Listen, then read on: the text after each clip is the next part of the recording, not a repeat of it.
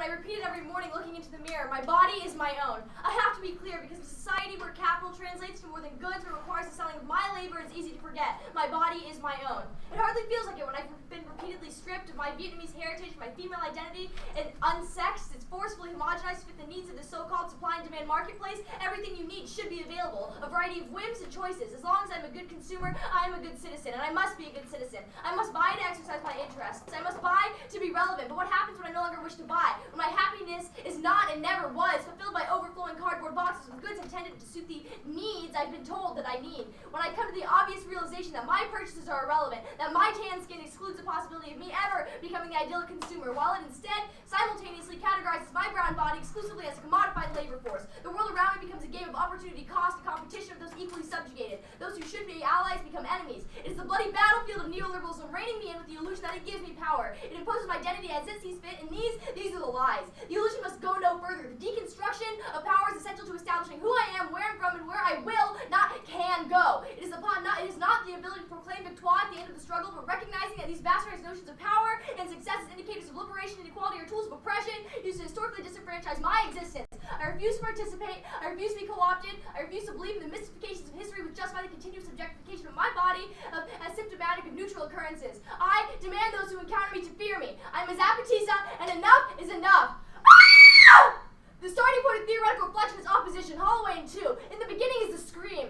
Faced with the mutilation of human lives by capitalism, a scream of sadness, a scream of horror, a scream of anger, a scream of refusal, of opposition, negativity, struggle. It is from rage that thought is born, not from the pose of reason. We start from negation. Our dissonance comes from our experience of exploitation, oppression, stress, state violence, sometimes through television, newspapers, and books that move us to rage. And debate is a conversation. We are heated because the structures that have constructed our identities in the outside world are at play in this room. They're constructing the arguments in this space. Our advocacy is that the conversation needs to include Zapatistas. Each member of the conversation has the right to have a judge accept their worldview as valid and possible. We do not have a 5-year plan. We do not have all the answers. Zapatismo is a resonance, non-linear, and unpredictable dynamic by which meaning is made in a particular context becomes significant in another. The round is essential in this struggle against statism. It is a sit-in against globalism. It's a demonstration of our method, which we will continue to demonstrate despite harassment and refusal to engage from the negative. We need rounds like these to transition to a radically inclusive form of debate, so we read some cards and speak quickly so that you understand us. This round is a revolutionary transition between the debate our opponents want and the debate the community needs. Kashbash 8. Zapatismo is a practice and a commitment, a way of building relationships in the world that are not invested in a singular subject or identity. We become revolutionary when we engage in this struggle against violence, racism, homophobia, sexism, exploitation, and marginalization in our own spaces. And when we embark on paths that build bridges of accompaniment and solidarity with the struggles of others in their own places. This is not a unitary vision of struggle. It's a vision that encompasses a multitude of struggles that are dignified, necessary, revolutionary, because they are carried out for humanity and against neoliberalism. Zapatismo is an invitation. It is an assertion of radical inclusivity and a promise of a more hopeful future. When any man or woman of whatever color and whatever tongue speaks and says to himself or herself, enough is enough, ya basta.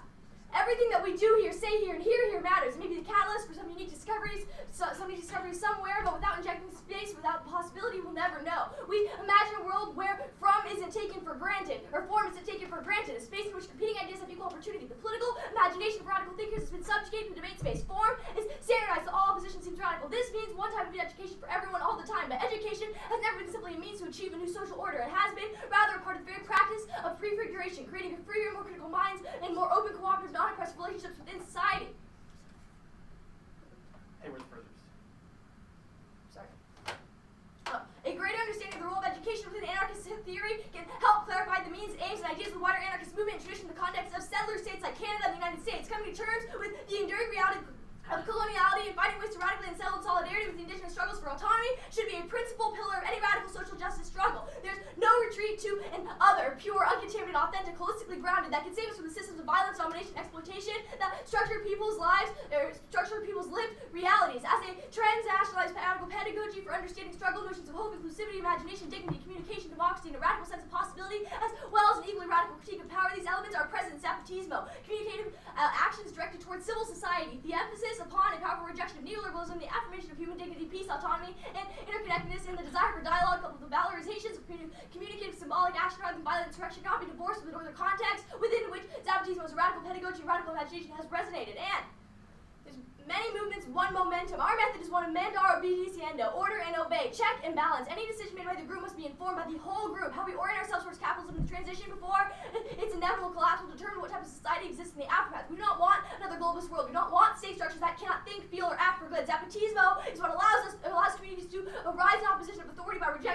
assumptions that make community building impossible. We do not live on the same block, in the same borough, in the same apartment complex. We have different skin color, different amounts of money, but we do share in a bloody struggle with authority, and we have just begun.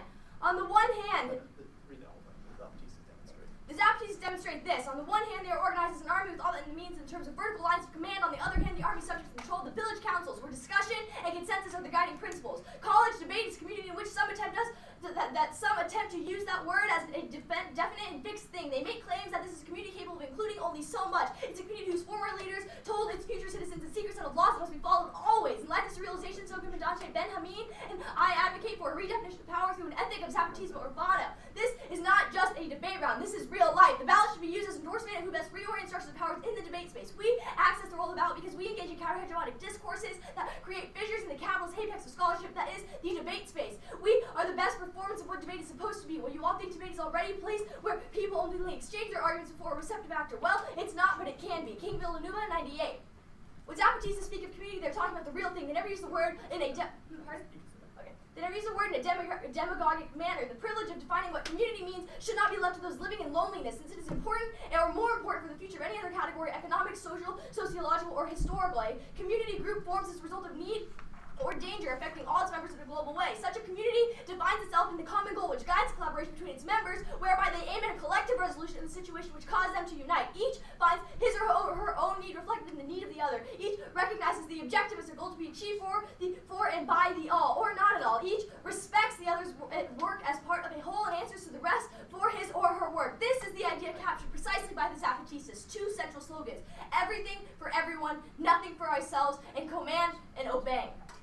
We argue endorsement of the Zapatismo Urbano actively combats state influence, and that's the best method to create radical political strategies to dismantle presidential powers. The Zapatistas are very seldom in air-conditioned rooms on college campuses where win-loss can be determined. This is a unique battleground for this argument, and the ballot is a historical step towards a world in which Zapatistas have the type of credibility necessary to effectuate change. Even in these academic spaces, debate is our attempt to form community, to allow for the possibility of a future without authority. We invite the 1NC to engage in a dialogue, not in a shouting match. If they choose to disengage from Zapatismo, don't vote against us for allowing it to happen. A starting point for anything less than screaming lacks direction. We want anarchy, not entropy. We want a debate space that allows us to discuss options as if they were real options. This begins and ends with an alternative understanding of power.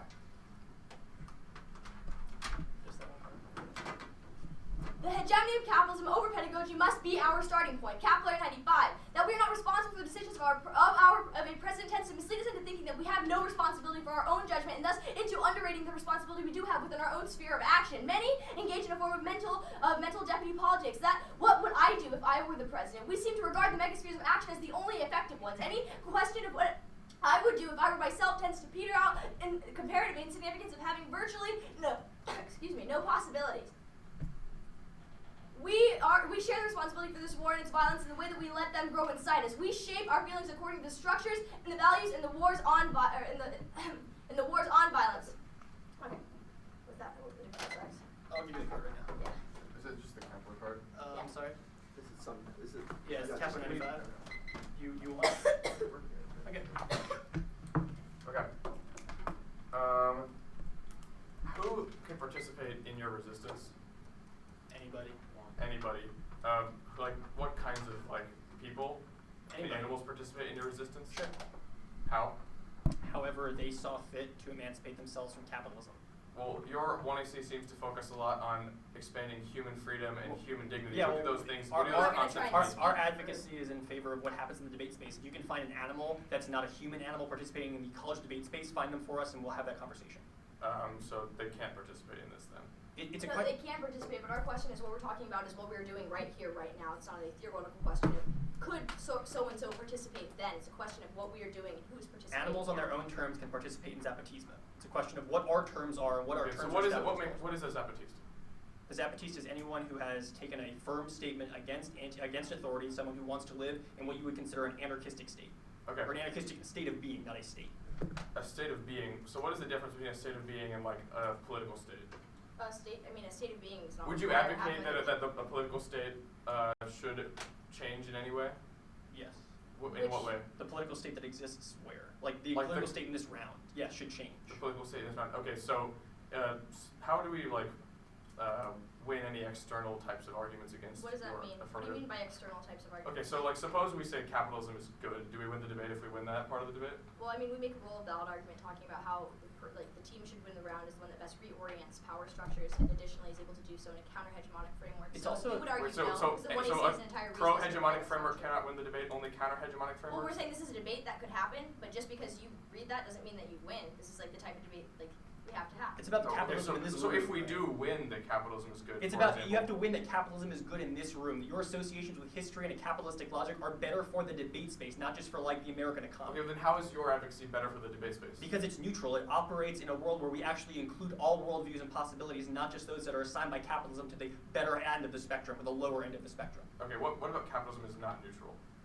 Nothing about capitalism is neutral is what my argument would be. Like the fact Okay. that the historical creation of capitalism was created on the principles of disenfranchising a certain amount of the population in order to create wealth for the rest. Like capitalism as a theory it might be a neutral theory, but it doesn't act as a Okay, theory, right? so why do we have to, like, if you get to defend a particular, like, romanticized version of a Zapatista, why do we have to defend the historical baggage of a particular We're not system? saying That is we're not neutral defending a theoretically. romanticized version per se of like the Zapatista. All of our evidence talks about how there are certain sort of dialectics and struggles and contradictions which exist. Our point is that we are not talking about Zapatistas in the abstract. We're talking about ourselves in the debate space as Zapatistas. We'd rather the We bloody can't clarify history to you. associated with our movement than Okay, the bloody then history one associated with final yours. question just to clarify. You do not advocate any change in the war powers authority of... No, we do advocate the President. change to which, like our roll about argument is the one that's best able to But reorient power structures. I asked about war powers authority. War powers authority, I think, would fit into We're a that. prerequisite to that conversation. Your prerequisite. It's called 1NC Real. Good joke. Thank you. You get really good at catching this round.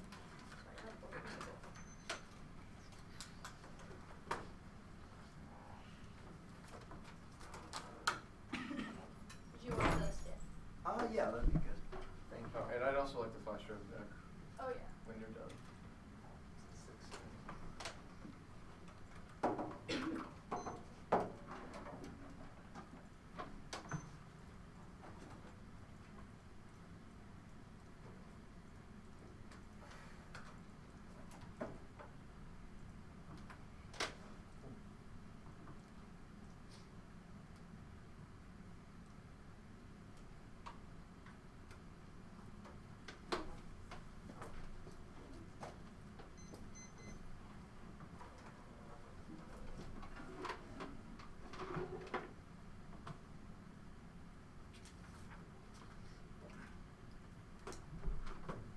Just tell me when everybody's ready. What's it called? 1NC Real.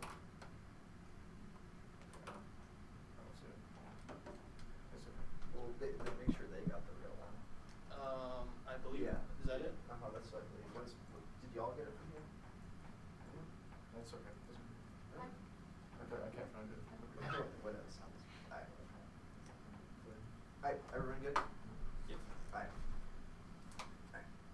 First off, is speciesism. Silencing the anthropological machine is itself humanist violence. False neutrality is precisely what enables human privacy to go unchallenged. Bell and Russell 2K in each pedagogy, the exploration of race, gender, and class sexuality has produced little acknowledgement of the links between human oppression and domination of nature. Now, human beings are shrouded in signs that need to be scrutinized. Epistemological frameworks to treat social categories as stable, to reproduce relations of power, to extend understandings to human is difficult because they are taken for granted. Anthropocentric bias manifests in the silence, and aside science is not a topic discussion. It can be difficult to situate a critique of anthropocentric occur in a place where speakers reveal assumptions that they do think they do not need to defend. Humans are cast aside of active agents that a sense of transformation of the world. The human-animal opposition from which it rests to undertake the ground. This becomes a normal way of seeing the world. Concerns about non-human are relegated to environmental education of remains peripheral. And anthropocentrism has been the foundational model for any and every form of discrimination. Any argument which attempts to separate human from non-human rests on the same justification used by white European males to subjugate other humans. That's best in 07.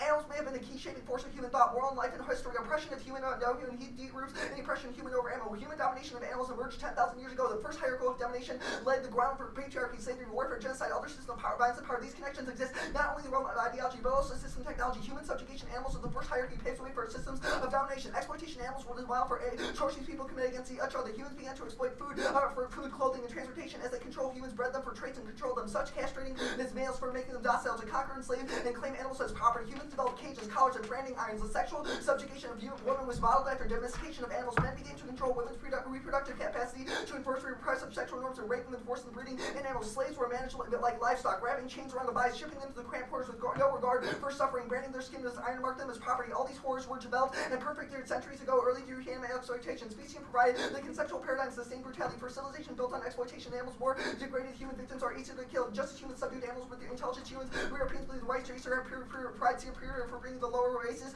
under his command. The arguments colonials used to exploit Africans were the inferior, able to reason, are the same justifications used to trap, hunt, confine, and kill animals. Western norms of rationality were defined as essence of oppression of blacks, women, and animals was grounded in argument of biological inferiority and possessed in the first servitude. Now, the language of the one they see is another link. Our argument is that the human-animal divide is a form of discrimination. When they say fates with the mutilation of human lives, human dignity, for humanity, this is equivalent for them saying white lives, or the male lives, or male dignity. It is a specious speech act that should be rejected because it's a form of discrimination between one and the other. If the debate is about the debate space itself, then we have specific links about their language that this should be rejected. The desire to distance this violence from conventional conceptions of violence is the problem. Every day, 27 billion animals are slaughtered. Every year, 45 billion. The war against non-human is an unending form of exploitation will guarantee planetary extinction that's best in 7. Too many resisting analogies between slavery and Holocaust in order to trivialize animal suffering. If there's a discontinuity between tyrannical programs against humans, that animals suffer more than humans. Both quantity and intensity of the torture, quality of the number of those who suffer or die, while a few groups lack more back, and one finds no mass salary but mass consumption. Every year, over 45 billion animals are killed for food consumption. This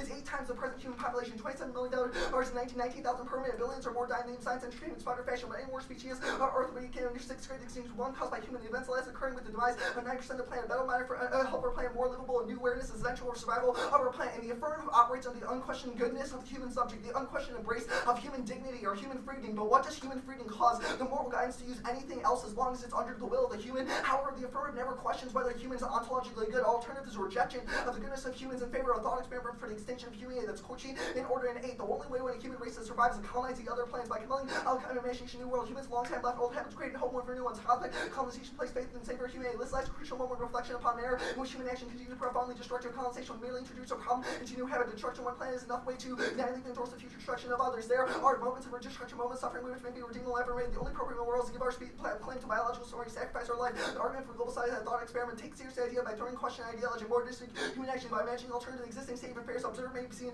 by nihilist radical solution, open up discussion, modernity, negative impacts of human and non-animals. The utopian demand of modern humans in terms of life, and utopian anti-humans and more responsible for violence and suffering damage inflicted upon this earth and inhabitants would be global suicide. The notion of human involves identification of our species, particular characters, the one which we ascribe value, inherent human dignity, the virtue of ethical behavior, the capacities of aesthetic thoughts. One has to think about a genocide of masters all war to justify moral notions such as civilization, progress, and freedom. When concerning whether humanity is worth saving, one cannot turn a blind eye to the violence of human history. Positive aspects of human heritage are cut off from humanity's destruction, relation, and perpetually redeems humanity. For animals, all people are Nazis, and animal life is the eternal Trollbanka. The humans do the program of self-awareness, ability to plan for a future, of capacity to curate highly organized forms of violence, destruction, capacity developed for recording new life and harm, violence, organized related to human propagation itself as value, has occurred the back of endless genocide. If humans at any point do not possess such value because of the higher kind of power, then humanity has forfeited the claim to any special place. And next off is debating the law. Statutory restriction means congressional statutory regulation. Kirshner intended fake statutory restriction means the statutory language restrict president's power. Statutory restriction based back to Congress. That means it must be put into U.S. Coast West, less than 8. The law in U.S. is mosaic statute treaties, regulations, executive orders, statutes, or considering statutory codes. For example, the United States is competition offer laws. President has the power to enter treaties. Treaties not become laws appropriated by 2/3 of Senate executive orders are issued, interpreted, and implemented insurance law. And judicial restriction means the court to act to restrict it. Newman and 8. And Congress plays a widely spoken laws that play given wise both governments has referred to legislative intent to include the spoke. The state's unforeseeable future not being hit by judicial restriction. And verse is the voting issue limits. They allow limits the number of firms to tangibly relate to the public. Resolution specifically statutory and judicial restriction ensure process-based ground which is critical understanding or powers debate. And next, particularly, they destroy the ability to craft predictable ground based off the text. The resolution undermines the quality of debate. And next off is debate is the critique. Dominant ideology is strengthened by critical opposition. Their understanding of privilege and debate functions to more validate their efforts and address the problem. The one they see prefigures us as ambassadors for the status quo. Voting act can only entrench the symbolic order that's called 99. The bureaucracy crushes and controls the legal structures. So after bureaucracy, schlogs the bureaucracy's control language use and solution purposes paranoid is trying to be subject to all purpose water up and here's the deep irony of bureaucracy where you fold up shop subject would be soon killed. Psychos, paranoid and violence for bureaucracy, very common concerns organized and joined by opposite human communities are resisting center power, subject performance against all which resist power. Why communities disappeared, counter felt lack of purpose. Within a short time, new enemy was found. The cultural life paradoxically is very anxiety and short up symbolic. System towards the bureaucracy shows nothing but only folding depth to abolish. The cynic is actually committed to what ought to be abolished. And the alternatives did not look to the answers in the debate. Voting act confines radicalism to foreign design, not to accomplish anything. Sconal 86, critical political theory is an idea to talk about rather than practice an academic fantasy which long served any real connection to the objects of the concern. Only strange academic pretension propose a nation of finding the right philosophical grounding, make academic political theory something more. Within the university, self-described posture like actors on stage only descend into audience within an avant-garde production and never ever engaging their status as actors propel the audience beyond the role of speculators. Anything the audience consists of other actors who come believe that play is more real thing, that market real thing. Next up is topicality. Our interpretation of the firm must discuss war powers of the president, war powers of the authority to find the commander-in-chief authority. That's Lin 2K. This creates mandate for war power. War power is defined as a constitutional authority. President connect war powers of commander-in-chief consent. Article 2 Black Laws Dictionary. And vote and act for predictability. Lack of any stable stasis. Point makes any preparation literally impossible. Exposes a man of apps we'd have to research. And finally his case. Maximum our lives, the only way to affirm equality. That's convincing 95. Emphasizing who solely one has to bear cause one fail to respect any other person who bear the cost in action. We have to duty promote existing persons have dignity, but equality which dictates some must give away for sake of respect, prize that one give, consideration, unconditional value, being that one gives the aspects of wings. To not only involve the evil doing so may come require a commitment to equal values of all beings and recognition that moral subject concerns do not have overriding importance. And capitalists are responsible for most of the good in the world. Root cause of structural violence is lack of free markets. Areas that have started to develop must transition to next level capitalism. Gonki in 7. The globalization opposing united in the fear of globalization to great human environmental well-being. The life expectancy increased disease has postponed 11 years. Total cancer deaths have declined. Infant mortality has declined from 100 deaths per 1,000. It is just a global phenomenon. Life expectancy has doubled. Hunger declined from 30%, 7% to 70%. Annual incomes have tripled. Poverty have declined. Child labor declined from 30 to 18%. The world's more literate, better educated than ever. People choose their own rulers and less likely arbitrarily divide life lived in poverty. Early stage development caused environmental deterioration. Society difficulties and economic development, neglecting environmental quality. It's time to recognize environmental deterioration, reducing the quality of life, brings about environmental transition. The richest country, the cleanest. U.S. introduced the only gasoline home GDP per capita exceeds 16,000. The progress of testament globalization, trade transfer, technology, development countries are assuring incredible progress will continue to revive. Preserving the most important ideas, institution cause and ensuring that they enter in capitalism sustainable and resilient. That's 7 and 12. Those who say our lifestyle unsustainable pursue the economic growth that's killing their demand, you're completely wrong. This is dark on false assumption. The future extrapolation of this innovation generates increase the productivity, wealth, and quality of life. The innovation will defeat pessimism. As always, it's almost people late 19th century thought more capitalist society was unsustainable is the same bullshit. Capitalism self-corrects and adaptive system that learns to change. Life and living conditions today are infinitely better than in 1990. Free market is self-correcting and regulates itself. And the alternative is capitalism, global war that's guardsy. In 5, with terrorism in the Africa and Middle East, you may have to convince startling fact we are in a remarkable peaceful time for dictates, developed nations to fund each other. Historical power formations are more prone to potential wisdom than democracy. Partially the claims of scrutiny. Democratic nations go to war less than nations overall. More research makes it clear that only affluent democracy less likely to fight nations. With high level economic freedom will go less often. Democratic peace and mirage overlap between economic and political freedom. Capitalism not only immense generator prosperity, also rapidly shores economic, social, political change. Economic freedom is not guaranteed peace. Other factors like IA still can result, but economic freedom has more made war less likely. Right. Cross-legs.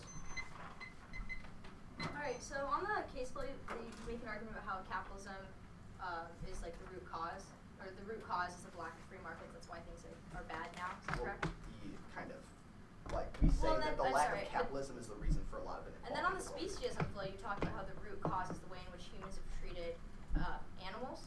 So which of the two is it? Because also your speciesism flow Well, I would say contends the that speciesism consumerism is is what has also caused for all of these like atrocities that occur so to two things. animals. I would say speciesism is a root cause. I wouldn't say capitalism is a root cause, but the What is lack your evidence saying though? Because all the evidence that you read on this last piece of paper definitely uses more language that talks about the comparison and prioritization of human lives over those for animals. So I What just you, don't really understand. yeah, these cards are obviously aren't really under those cards on the speciesism flow obviously would indict many other cards that we read. Probably every other card that doesn't relate to speciesism because it's unhidden like bias that Why is that thinks legitimate? about. What do you mean? Why is it legitimate? Why are you going to be able to make a link to our argument based off the language that we Well, use these to aren't replicate that these type aren't of language? contradictory, which is the thing. Like You make two alternate root cause arguments, and I understand you try and clarify those, as I but said, the those are second on one- face contradictory. Well, the second one isn't a root cause argument, right? Like we didn't say capitalism is a root cause of anything. It says that it's like the lack of it is bad. You said the lack of free markets is the root cause for the problems that For- we have. well, I just don't the understand problems how that that's the not card the is same. talking about are very mainly things like poverty in other countries. Not like root cause Not of like- otherization. Right. What's the status of the second critique, or both critiques? The conditional. And what's the alternative to the dominant ideology critique?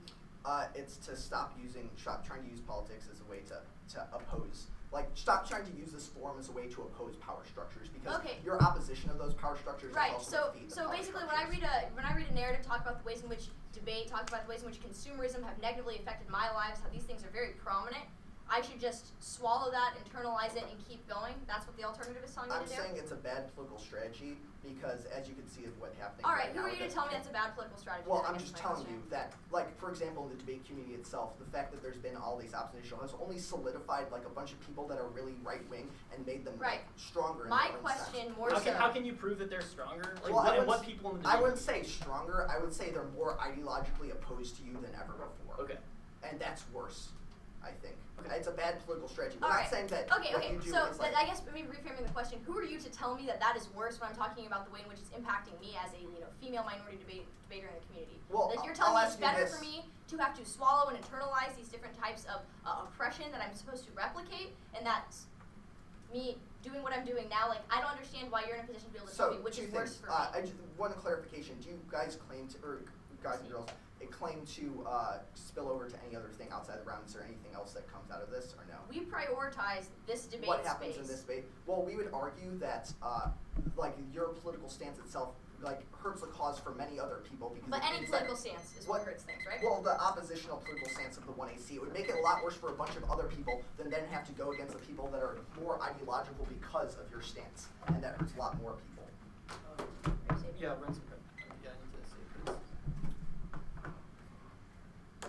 Yeah. Just not doing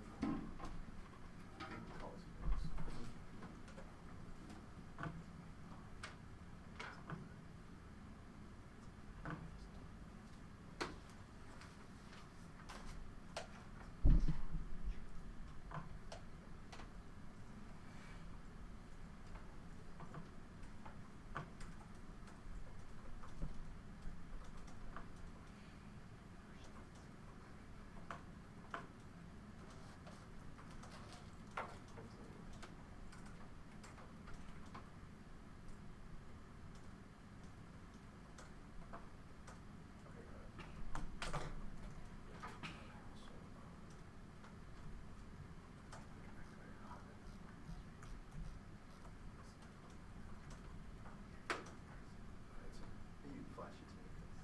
I don't know. That'd be true.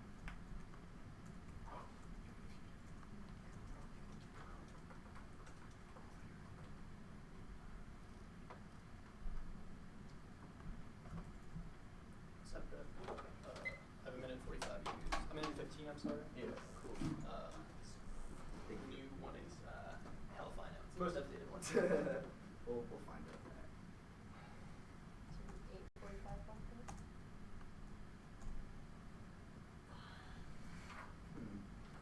Is it round one Zapatista F? Or round one Vandy Tracy? Yeah. Duh.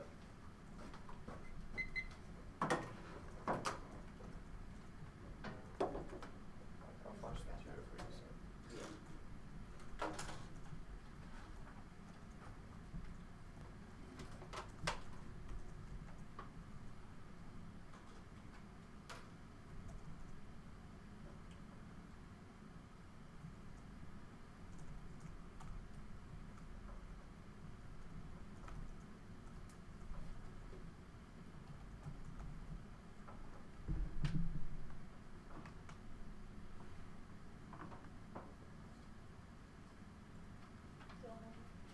Yep.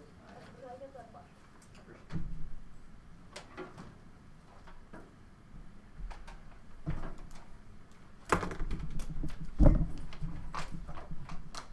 Well, the order on there is wrong. If you just want to put the other K on top of species. So this one ideology first. Yeah. Ideology, speciesism, debate the law, T case. Pardon? Round one, Vandy Tracy. Sorry, I have water. You're good.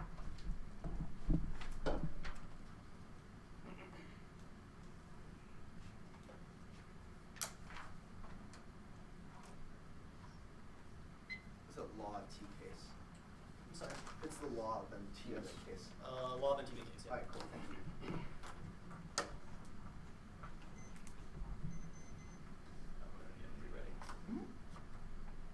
Our opponents want us to stop using politics, stop using the form, but this is the form. This is debate. The alternative is to troll the CETA forums. The alternative is to stop participating in debate. Their alternative is not to look for all the answers, but how few, how many. We're an open world and they're a world, and with conditional parameters and potential guidelines. Don't take that as a voting issue. That's not enough because we don't have the luxury of silence. This is the Fourth World War. Alex Kosnebash in 2005 explains that the way that we conceive of our sense of temporality, the ways in which we choose to narrate our histories, the manner in which we articulate our relations to others, all have profound implications for the shaping of our realities and the possibilities that exist therein. What if we were to posit that the so-called Cold War was in fact climactic Third World War, that the collapse of state-sponsored socialism and the ascendancy of global neoliberal capitalism marked the beginning of the Fourth World War. What would not mean to simply theoretically entertain to revise their temporality, but to take it seriously, to see oneself as implicated and enmeshed in the fabric of the world at war? What kinds of political challenges, possibilities, and imaginative inhabitants of such a terrain, and what kind of possible political subjectivities might they give rise to? After the one and seeing crossings, our opponents are seemingly unable to consider the space as a time as anything indeterminate it is. Some arguments are good, some are bad, and their justification is that history says that theirs is a better idea. The position that they ask us to take is to argue either is problematic discourse and knowledge production. You have to consider how ethos is created and why you prefer this appeal. Our method basically flies in the face of why they think this critique is important for the debate space. They make absolutely no understanding of why having an alternative method for debate is important for opposing the structures in debate. My computer just froze. We'll continue to talk about why our method is directly important for opposing the structures that are important. It's one of Mondaire obedeciendo. They say that one dominant structure causes resistance, but that's not entirely true when your method is one that includes that resistance. Cosnebush says that resonance is the nonlinear and unpredictable dynamic by which meaning made in a particular context becomes significant in another. Much like a voice reverberating in a cave environment is intrinsic to the existence of a character of an echo, but the echo is significance rests ultimately with the perception of and interpretation by a receptive actor. Resonance signifies movements and mutation as a dynamic. Resonance implies not only the spread of ideas, tactics, and imaginations, it also implies that these things take on new meanings and produce unpredictable events. Cosnebush furthers the political imagination in a double sense. First, as a reference of imagination as an integral part of the political process, and secondly, as a term referring to both the impetus and the process involved in envisioning and articulating a political project. Imagination is a powerful constitutive force rather than an escape valve. The capacity for imagination allows people to connect with the Zapatista struggle. Imagination is a creative force and a means through which to connect. The reality is different from one another. Imagination is a political significantly precise because it opens horizons of political possibility, market possibility. The fact of the matter is that this case has absolutely no place in this debate round. We're not asking would-be authorities to take our opposition and move against us in a further, more hard-right way. We're asking you, Eric, to make a decision as to whether or not debate is an inclusive space where conditional and random frameworks based on history are better or more inclusive and better for education. The impacts that they actually explicate or they actually list out in this round. Let's talk about the speciesism case. Their cards are written by humans. You have to look at ethos creation and how it impacts the round. Discrimination, let's talk about ourselves. If their method is better, the animals get to read cards and have their opinion heard too, right? We're talking about the American collegiate debate space. I don't see any animals around. We'll talk about why this distinction is problematic in a second. But moreover, it's not a question of whether Zapatismo is not applicable to them. It's not a question of whether Zapatismo takes priorities. It's a question of how Zapatismo relates to the people in this room and allows their collective political imaginations to take root. Now, they make this distinction about how humans are not animals, but this makes absolutely no sense. All of their authors create a capitalistic dichotomy between what is a four-legged animal and what is a two-legged animal. Last I checked, we all have the same composition. We're all made of the animal kingdom. So this disposition that speciesism is applicable has absolutely no realm in the CETA debate world where we don't have cats and dogs arguing for each other. Now, the powers of speech are problematic enough. Why tie them to constructs like speciesism when we're actually using them? Now, the Zapatista's job is to use lies to tell the truth. Our job is to use the English language that we all assume that we had coming into this room to make change or make spaces that are amenable to all forms of discussion. It's true that Holloway discusses human lives. He created a personal hierarchy just like this community did. If we were all discussing this issue in front of PETA, we would have a different frame of reference. What is the terminal impact to admitting that we're humans and that human spaces have issues? How many issues do they want to solve? Maybe the problem is that there are no animals here. The logic of capitalism keeps their ideas out of the debate space and divides these worlds. What is the alternative to their situation for the debate space? There is absolutely none. Now, they talk about how we need to debate the law. Let's move on. Let's debate the law. Let's debate why we have to have a debate about the law. Now, they have 3 voters on this. Limits. How are we allow a limitless number of affirmatives? What's the value of limits? What's the debatable impact? The problem with this debate, the law situation, is that in terms of the portable skills that they think we're supposed to attain, the portable skills that they think we're supposed to get out of it, they only construct an issue that's self-justified. What you have to decide why there's a hierarchy of portable skills, why their definition is favorable, and why the app excludes their specific skills. They're still able to talk about justifications for why speaking about the law is important. They can attack this argument however they would like. It's their choice not to use this round to gain portable skills like working with people you disagree with or critical thinking. They have a hierarchy in place that determines that working through the law, and instead of having a conversation about why that conversation is meta-important, is better for education. If there are such ardent defenders of capitalism, this is an important round for them because they can gain tests and strategies they'll need to against more radical anti-cap groups in the future. So all of these training grounds that they present are cool in a vacuum, but that's not us. We're the Zapatistas. So in order to gain the potential, like the benefits that they want, they have to engage us in a way where legalistic language is favored, but not favored carte blanche. Our argument is that them reading this critique is problematic because they just assume that, yes, you should speak through the law. Well, they want to speak through the law. We're done with that shit. And it's a question of why we can't have a world in this where these two ideologies compete. They talk about predictability. First off, predictability is not unique to the debate space, okay? We're always looking for the most predictable world, but what they really want is not the most predictable world. They want a world that's predictable enough for them. A predictable world that entails basically exactly what the extent limit of their argument is a world where we just walk into a room, everybody gets a piece of paper, you know exactly what's going on. Predictability is not unique to the debate space, and they're always looking to break the most ambiguous carrot of the hot new app. Even if absolutely predictable were possible, it wouldn't be desirable. Debate would be an endless repetition of the same arguments without innovation or creativity. People leave the activity when it becomes safe and state-like. Look at this topic. This topic is just like the 1993 Commander-in-Chief topic. Reliance on predictability Predictability means predictable topics. Who learns then? In order to critically think, you need some level of unpredictability. And we're asking you to have a conversation about the way that this topic was constructed. That's not an unreasonable distinction. The hegemony of capitalism must be negated, and that's our starting point. This whole conversation in the Kepler card talks about how people take things for granted, and a position of how we have to debate the law for every round in every debate space ever means that no round has ever mattered. It means that Ryan winning NDT is fucking a complete waste of time because it didn't advocate the potential skills or the portable assets that they want to have in every round. The appeal to authorship is something that needs to be taken completely into context in this round. The appeal to authorship in relative history is not a fact, it's a question. How do we come to create ethos? Why do you believe Harvard and Yale studies over the testimony and contradicting studies of others? Amanda is explicated in her narrative, and I will in a second, about how capitalism has made it harder for us to be who we think we are. And at that level, at the point where that is true, their empathy for arguments about the law and what you know about the world in which you live are a weapon. Empathy becomes a weapon against any team that wants to subjugate it, or against any team that thinks that the status quo or the way that you exist when you leave this room isn't good enough. Capitalism is an appeal to history, and history did not include the five of us in this room. We need to use what we can to forget about the rest. Use what's essential to understand our place and disregard the violence. Topicality.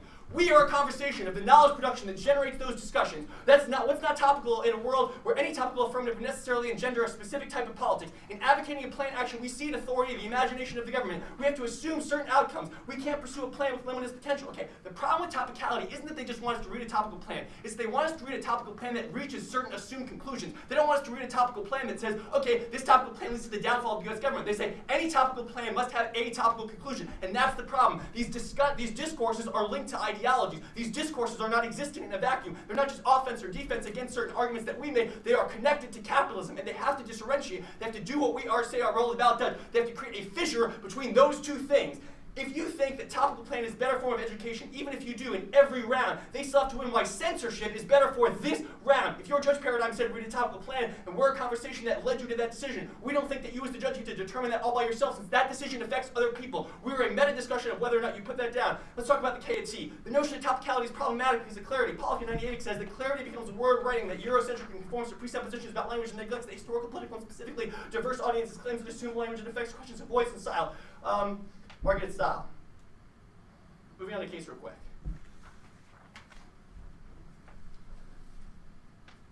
This idea that we can create words or we can utilize certain languages that are tied to constructs becomes problematic when it runs up against the fact that the way that we create impacts or the way that we ask you to evaluate impacts does not defer to the way that they think authorship needs to be constructed. This is problematic for the round because essentially on case there's no way that we can win. They read you loads of studies about how capitalism has had these enduring impacts, but the problem with their studies is the myopic examples that they never reveal the true nature of capitalism. Our narrative speaks to this, but also Marcus and DeBroglie in 01 explain that one neoliberal lie is to insist that economic growth produces a better distribution of wealth and employment. The absolutism of financial capital does nothing to improve the distribution of wealth and does not create jobs. Its structural consequences are rather poverty, unemployment, and job security. During the 1960s and 70s, the number of poor was 200 million. At the beginning of the 1990s, the number was 2 billion. More human beings are capable of working, but the New World Order consigns particular spaces and rearranges their occupations. In developing countries, agriculture and fishing fall from 30 to 15%. Look, 20 seconds left. The reason that you vote AF in this round, and the reason that we want you to vote AF, is because it's a question of whether or not you're reading these studies, or it's a question about looking at the overall trends in debate and saying, oh, well, look, there are tokenists, there are issues where your argument or pervading isn't enough. Okay? It's a question of how in every single debate round we can take a stand against capitalism, create fissures between what they want and what needs to be. Second approach. Sure.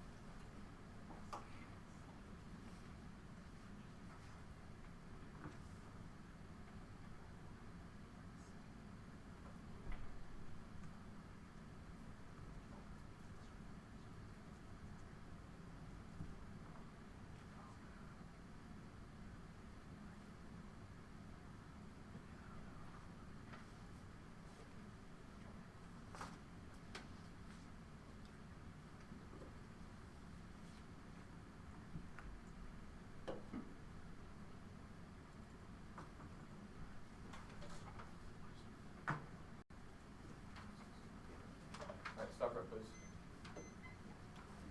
And 8:55.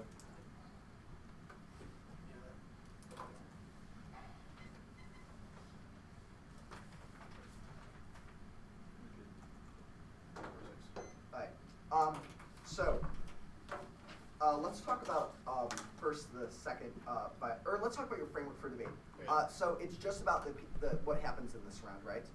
What happens in this round matters a great deal. So if you used racist language, but there weren't any people of color in this round, would that be okay? That's irrelevant. I'm a person of color. I'm saying it's a hypothetical. If Yeah, there were but no, see, like our argument is talking about how like these types of distancing claims and the fact that you're asking us to depersonalize are what is problematic because nothing that we have to do and nothing about the literature that we're reading is neutral. It is presumed neutral, and the policy information well, that I'm we're just reading saying is presumed your neutral. Like I'm not answer gonna play that to game. your is answer basically what I'm to saying. your language is specious is there's no animals in this round to discriminate against. Right. It's Like, not a so question you're of whether saying it's not a question of that whether in- there's not animals in this round to That if discriminate I'm against. in a room with all white people, Right. that it's allowed that I use racist No, language. that's not the argument. The argument is whether or not appeals to speciesism are beneficial when tied to capitalist constructs, right? All of your authors are humans. They're not just advocating egalitarianly for the animals, right? Just like we They wouldn't. are arguing egalitarian. Why? Why do they get to argue egalitarianly for the animals, but we can't say, okay, there are no animals in this space. If they were here, we We're could not have. going to speak for them. Is basically our claim. Is that we think it's All right, equally so problematic that okay, your authors think that they can take we'll that actually position. take you up on that debate. You say your politics means we can't help animals. No, I'm saying that So we can't speak I for don't feel animals. comfortable speaking for non-human animals because I am not one, so I don't know how consumption or these forms of oppression affect them, and I think it is more problematic for me So to if we associate didn't speak for human animals, forms what to would them. happen? Like if no human could speak for animals, Well, your argument is How that like would- just because that's true, like since some people have to speak for animals, like ours are better, like ours are good, like ours love animals, and some people have to inevitably speak for them. Ours. The construct that you think animals need someone to speak for them anyway is problematic, right? Why can't we as humans just respect, or human animals respect the fact that animals exist and not keep killing because them? if no one speaks for them, then the invisible war against the non-human continues, I and we think never this is actually like a really critically. problematic way to approach like the speciesism argument. Like, Well, I mean, we're taking you up on this debate, so Okay. right. don't just tell us it's problematic. All right, well, like, if we okay, didn't even ever so, speak even if, for right, even if animals, all those things then are what true, would right, happen? even if those things are true, the species in this room still need to leave it with an understanding of the spaces they inhabit, right? What? Right? Like, even if animals have a space in this conversation, the five of us are the We're ones having not. We're it. not making an argument about why animals have to be in like our form of politics. We're just making arguments about how you have had specious language, why you all ontologically presuppose that the human is good, which is another. We way don't that you presuppose drop. it's good. We recognize its historical fuck-ups, like the fact that capitalism didn't end a very good way or hasn't developed a good way, and we try to interject, yes, humans aren't perfect, but they have to have discussion, so why don't we have the most Is open about, discussion? Like, affirming human dignity and all those things. We We're saying that's clarify problematic. coming out of the 1AC how the reason as to why we're not saying things like But for all humans those or all dogs clarifications- is because we're not in a position to be able to speak for them for the reasons that your authors on the species page And talk. to your original question, if there were animals in the debate community that weren't in this space, yes, they would have an important place in the conversation. We're So, talking about the the world in otherwise- which we inhabit matters to us. Otherwise, We're trying to specious change it. language is okay. No, it's not. No. It's not relevant. Is that what you're No, saying? none of these things are relevant. It's not okay. Species language is not okay. Okay, cool.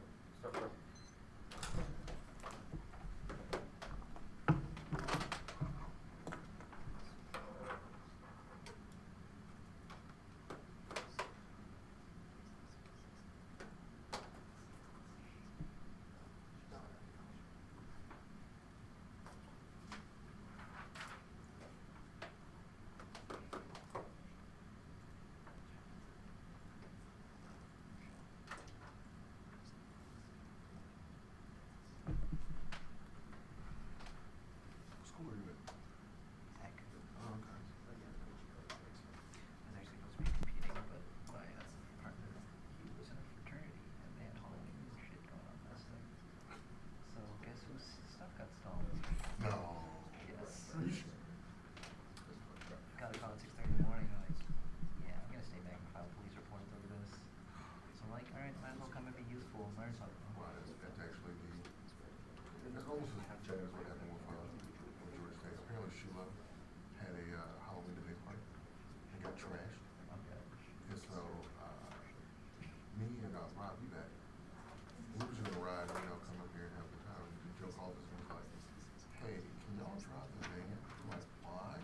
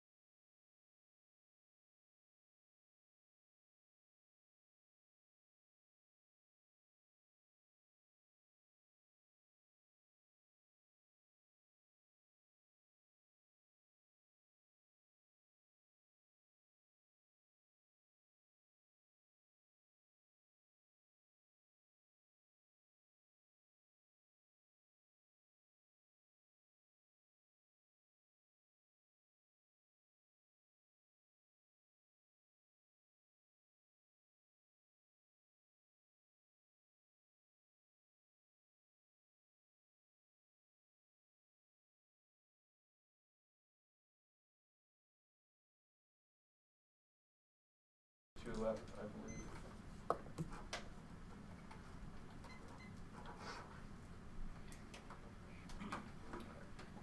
Do you mind if I get water? No, I'm gonna take that. Just, it's on flash. Oh, okay, okay, cool.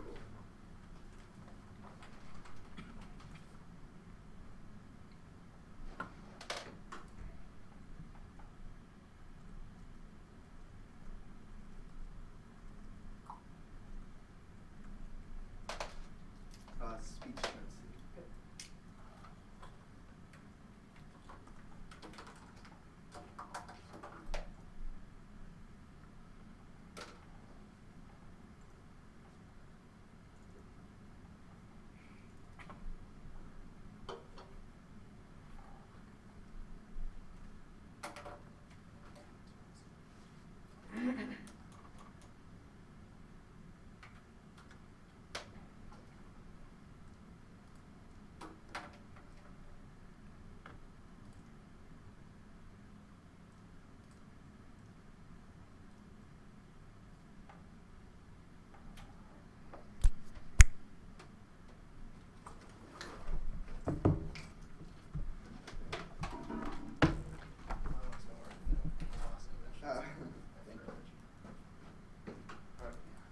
The order will be speciesism, ideology. Is that the case?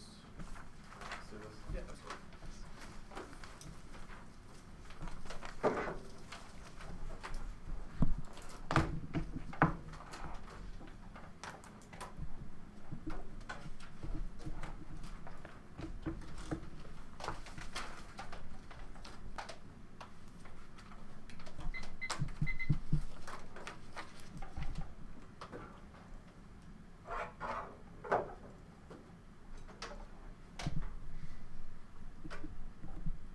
Anybody not ready? Alright. There are 3 independent links to this critique. For first argument is first of all, do the impact calculus. The impact that was the priority when all their arguments are best evidence says that speciesism and the human non-human boundary structures all forms of oppression, which means that we have to first confront our human privilege within this round. This is also an independent link because it's a privilege that we all share, and a way that we are all complicit in the systematic destruction of the lives and livelihood of thousands of millions of animals every single year. Their argument that the debate is structured this way, and therefore that, for example, that our evidence is written by humans, and for that we don't have that the animals don't have a place in this debate space is exactly a link to the silencing argument. Our best evidence and our coaching order evidence says that the way that we interact, and the way that our activity or structures systematically exclude the animal, which is not a reason why we should continue to exclude them. It's in fact a reason why somebody needs to advocate on behalf of the animal. I'll answer this. I'll read some cards about speaking for others in a second. But their only answer to this critique is that we have to question. We have to only understand the Zapatista because that is how this debate space makes sense. But that is from a human privilege perspective. From an anthropocentric perspective,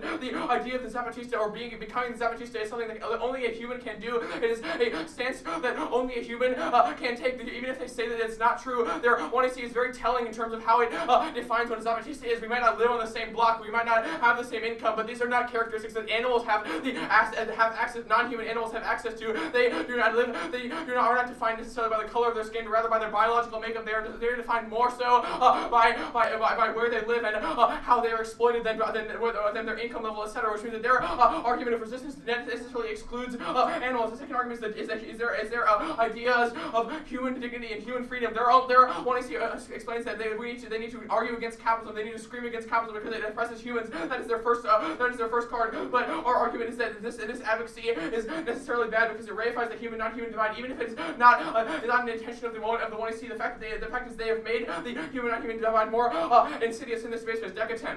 The logically human, subhuman, typically survives discourse around human violence against animals, immediately based on discourse of violence and vulnerability, exposing general requirements, concern with violence against humans, theorizing through affirmation of the inviolability or sanctity of human life and human dignity. The humanist paradigm of anti-violence discourse does not examine the human non-human boundary, but often fortifies it. The failure to address the boundary undermines the anti-violence agenda. The infliction on animal bodies is perceived as a legitimate violence because of the non-human status of the species involved. Only certain forms of violence enter the realm of sanctum. Part of what characterizes post-medic society is the invisibility of violence against animals, which proves that these linked arguments are not just they have true impacts, which is the one that prevents any possibility of solving the case because it guarantees the reification of the form of oppression that structures all others. And second of all, It guarantees the continuation of endless suffering and death of animals. Now that speaking for others type argument, non-humans do not have voices within human power structure. The alternative is not for the oppressed to speak, it's for nobody to speak. Guarantees endless replication of the infinite violence of the status quo. Is tried out for the alternative. Our alternative is a necessary instance of speaking for others. Growing Bold 13, Alcott's thinking never said the ways to need for us position is always part of speaking for others not tenable. The original speaking call to attention, economical speaking and being heard impossible. Often criticize those who argue speaking for others, all formatted as this repeat response abdicates one's responsibility to addressing injustice and speaking for others exposes systems of power and access to subversive activity. Lawler and Schultz 12, losing watery arguments, speaking for others, otherwise when they were unpopular something others standing before them and with shame to being human, speaking for the power requires beyond the merely linguistic, speaking that requires mercy, speaking for requires beyond passivity, shame, feeling shame, the activity covers philosophies, reality, as far as affection and reality, on the basis of feeling shame, we become the other, I to our own conversation, speaking and acting, we must then speak for others to become other, so they escape from their suffering advocacy, we speak frankly and become spoken when we take the risk to address the tyrant, to risk to explode the most naked and excessive uses of power, and it is critical for humans to speak for animals with love, the punishment of violence, the evidence, the rules of engagement on translate, even transferring roadkill sense testament, while it can be easily converted to able-bodied human child, the course of dangerous through words, the same process can be done through an animal, the animal is a symbolic issue of roadkill, calls attention to the necessity to at least speak for, and some intent to alleviate the large numbers of animals killed in an unintelligibly human world. Now the ideology critique. We are not going for the ideology critique. We will agree that the critique does not necessarily belong in the spaces. However, we will concede one of their cards, one line from one of their cards that says that their arguments have resonance and create new meaning and unpredictable effect. That's our argument on the case about how capitalism will, about how their arguments their arguments are not just merely confined to this debate space. Their own argument, how it creates unpredictable effects, proves that the 5 people in this debate space are obviously implicated in what happens after the debate space and what happens surrounding the debate space, which means that their card is a link argument for the capitalism spillover argument. Also, their conditionality arguments are not they explicitly not flagged as a voting issue. There, it does not undermine any of our ideological positions because our animals act as undergirds the entirety of our animal soul, undergirds the entirety of our alternative. But it doesn't necessarily take out the capitalism arguments because if we win the animals, then the capitalism arguments are all irrelevant, and that's the point of the alternative. Now the case. The 1 in C scream reverberates. Our evidence says our 1 in C evidence says that taking a stance against capitalism is an immoral stance because it destroys the possibility of spreading markets into new areas, which means that if we win that their scream spills over whatsoever, then it proves that you should vote negative. If we win the capitalism, we go to check so wait, to attack capitalism, attack civilization, self the case in capitalism, fueled by ignorance, anti-capital destroy education rights, prosperity, and civilization, we must engage in the cause politics and educate the public. It doesn't require a majority, but rather an irate, tireless minority keen to set brush fires of freedom in people's minds, which means that the negative alternative is a quest for education education for freedom, for capitalism, which means that their arguments against capitalism necessarily trade off with this and create a bad form of pedagogy that undermines the possibility of spreading capitalism to other parts of the world. Now, our argument definitely relates to the way that we act in this debate space. It's not merely a historical argument. Capitalism, for example, undergirds the way that we all act in this debate space. And our argument is that capitalism does so in a good way and not in a way that necessarily needs to be challenged. The role of the ballot argument was not flagging the 2C as a exclusive role of the ballot, which means that if we win that their hegemonic resistance is a bad thing, then it proves that we should win this debate. So if we win that capitalism is good, then that also means therefore that we should win this debate because it's a competing intellectual advocacy that is necessarily mutually exclusive with theirs. Here is evidence that no other system can emerge, which means that their struggle necessarily creates either the status quo or something worse. Climate 04. It is hard to articulate infiltrating capitalism state, make up the region, make up communists having given rise to accept and believe there's no alternative. Such institutions of power would result in liberation was never meant to fill the problem away. It is possible to make the vision of human society more concrete when you determine that now the immediate cognition according to the command is not possible. Article show proving self-living the best they have stopped living of making society totally. Public people who believe there's no alternative, put them in the atmosphere and suffering, who blind by the struggle for change that cannot be. Now they're wanting to claims that they want to imagine an autonomous dialogue where profit motive does not exist and where alternatives can be genuinely imagined. However, profit motive is crucial to capitalism. And McGarty 2004 innovation data entails almost constant profit motive how to structure those companies investing in innovation, the profitability, expanding of economic growth, and it's even moved beyond the mode of right economic initiative into the solidly linked with human creativity. Innovation is the right which are important for the individual, also common good, non-office rights, and quality dimensions, creative subjectivity. Our argument also explains how capitalism affects us within this debate space because it is an expression of creative subjectivity. It is a neutral system that allows for the expression of freedom and not subjugating creativity and creativity and subjective profit motive for the sake of an unattainable equality, which is what the 1AC would have us do, which means that the way that we exist in this debate space is one that should be in a pro-capitalist stance. You should extend the declining evidence that capitalism is fantastic. Life expectancy has increased, disease rates are declining, infant mortality decreased, hunger is declining. Despite increasing populations, only increased globalization can continue to solve the world problems that exist. There are evidence statistics. There are evidence to hypes up warrants. There are markers in the Broly evidence talks about particular types of wealth inequalities. However, there's no impact of this because capitalism creates a floor of global poverty that solves misery, which is the terminal impact. Continuing to help the highest income inequalities are in very poor countries. Developed countries have much lower GDP coefficient. The great inequality percent when worse off. Although wealth inequality social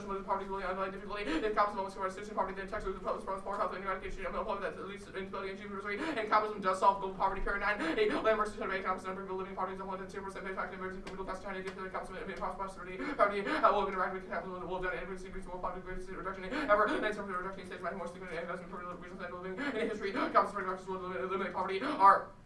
Also, the Gartsky evidence was not answered, which means that the alternative to capitalism is a system of global war because there will be incentive to go to war over resources instead of trading them peacefully, which means that it will be a return to the prior forms of oppression when war making was a more common expression of human violence, a more common expression of human violence rather than through the market, which actually led to more oppression because the historical trends of oppression have been decreasing among humans. Now they say that their narrative is the true nature of capitalism. This is impossible by definition because the narrative is a subjective information. The Kaminsky evidence, which is the framework for how you evaluate around, i.e. utilitarianism, proves that that is the way you should evaluate whether capitalism is good or bad. Evaluate the true nature by its utilitarian effects, and that is what our evidence is about.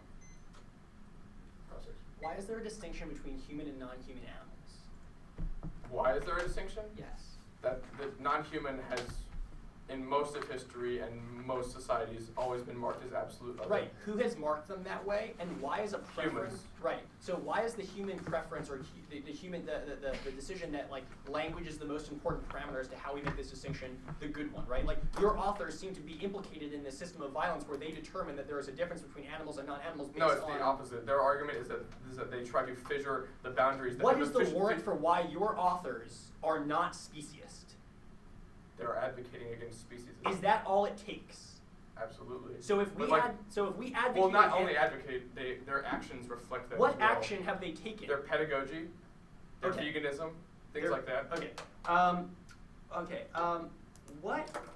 What are the bad things about capitalism, right? Like we say it's skewed the identities that we have. Right. We say that it's created forms of poverty, and we say that it creates these, unshiftable standards. What are those things? You say capitalism has no bads. We say there are these things. What do you call what we say are negatives to capitalism?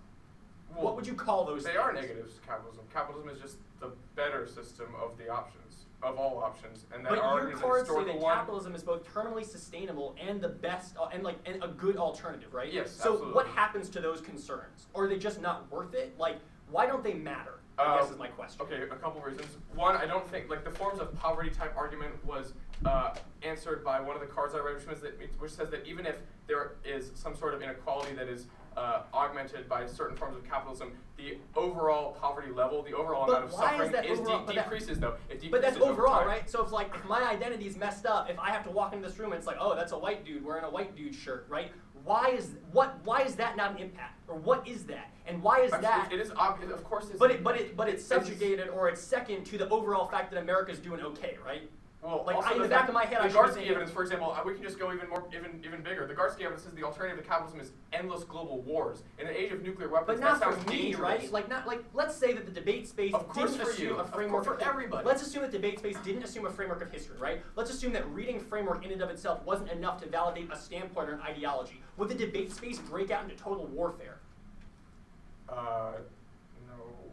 Argument is a literal one about the actual mechanisms of right, and why is there a capitalism. distinction between literal war in the debate space and the literal war out there? Is it again a question of like who's got the more guns? Like why, I guess, linking back to this argument about speciesism and language, why do you get to determine what the warrant for a big enough war is or a big enough distinction is? Like what is that praxis? The argument is that the pedagogy that like the 1AC promotes is a bad one because it creates sentiment against capitalism. Argument is that spreading of capitalism in other parts of the world would be better than the status quo. Good.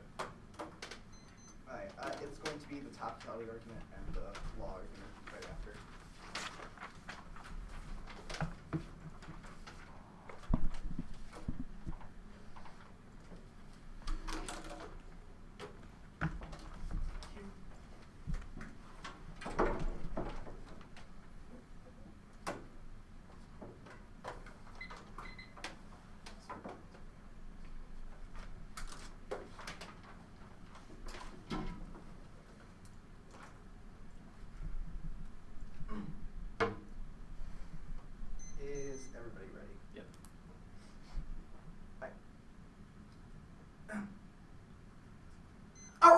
is that they have to tie any possibly their advocacy to a restriction of the war powers authority of the president, which we defined in the 1C when they're linked QK evidence. That's a powers authority that the president gets from the Commander Key Clause in Article 2, Section 7 of the Constitution. That is what the debate is supposed to be about, because that's only states of point debate. We have two impacts predictability, but first go to the line by line. Why do they not meet their interpretation? First, they do not meet their interpretation because of their individual subjective point. They do not have any interpretation for the round besides their 1AC role of the bell, which is that they should be, the debate should be only about this space and this specificity. That means that they do not advocate anything in terms of the war powers authority of the President of the United States. There's important distinctions here that our interpretation does not foreclose them in discussing their own personal advocacy, but they have to tie to them why their own personal advocacy is evidence about it. It's like what tied to like the three-tier methodology, how we use personal experience as evidence to do something in a macro level. So why they have to tie the reasons why power is bad. There's a reason why maybe the president shouldn't get war power authority of this. They just have to tie to it. It states this point. But apply after. Since they only challenge the debate, that is not an oppositional stance towards the authority of the war powers of the president itself, which means they do not meet our interpretation. Sure, they have redefinition power,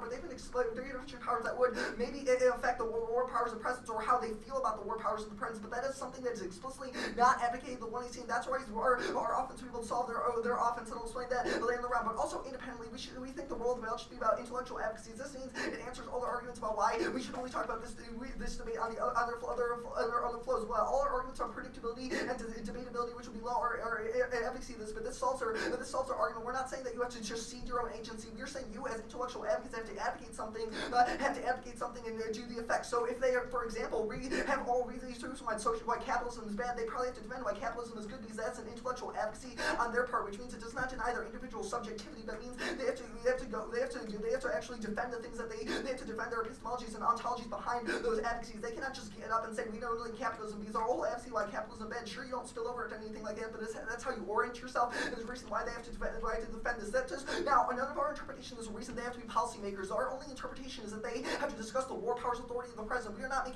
going for the other arguments about definitions, restrictions, or anything like that. All of our argument is that they have to center on some kind of stasis point, which means we do not cause them to censor. We'll explain why the topical version solved their app. They can talk about why there should be a Zapatista power redefinition, but they have to implicate that on the war powers authority of the president. Have an advocacy that is tied to they have tied to this because we solve all their offense. Because I'm sure all their evidence could be used for formulating an advocacy about why the war powers authority of the president is a bad thing to do. They have no arguments why they cannot also advocate these things, because why they cannot also advocate the decline of the war powers authority of the president, because our interpretation does not mean that they don't have to talk their own personal experience. They just have to tie some macro level thing. Now they say no, that one person shouldn't determine. No, our argument is not that one person should determine, but you should determine what is the best framework for the debatability and fairness of the debate itself. Sure, they are right that they want to talk about whatever they want to talk about. We're not saying what they're talking about is bad. We're talking about race, privilege, and all these things are bad things. It's about something that should be a stable point in this debate itself. Now we have two pieces of offense. First is predictability.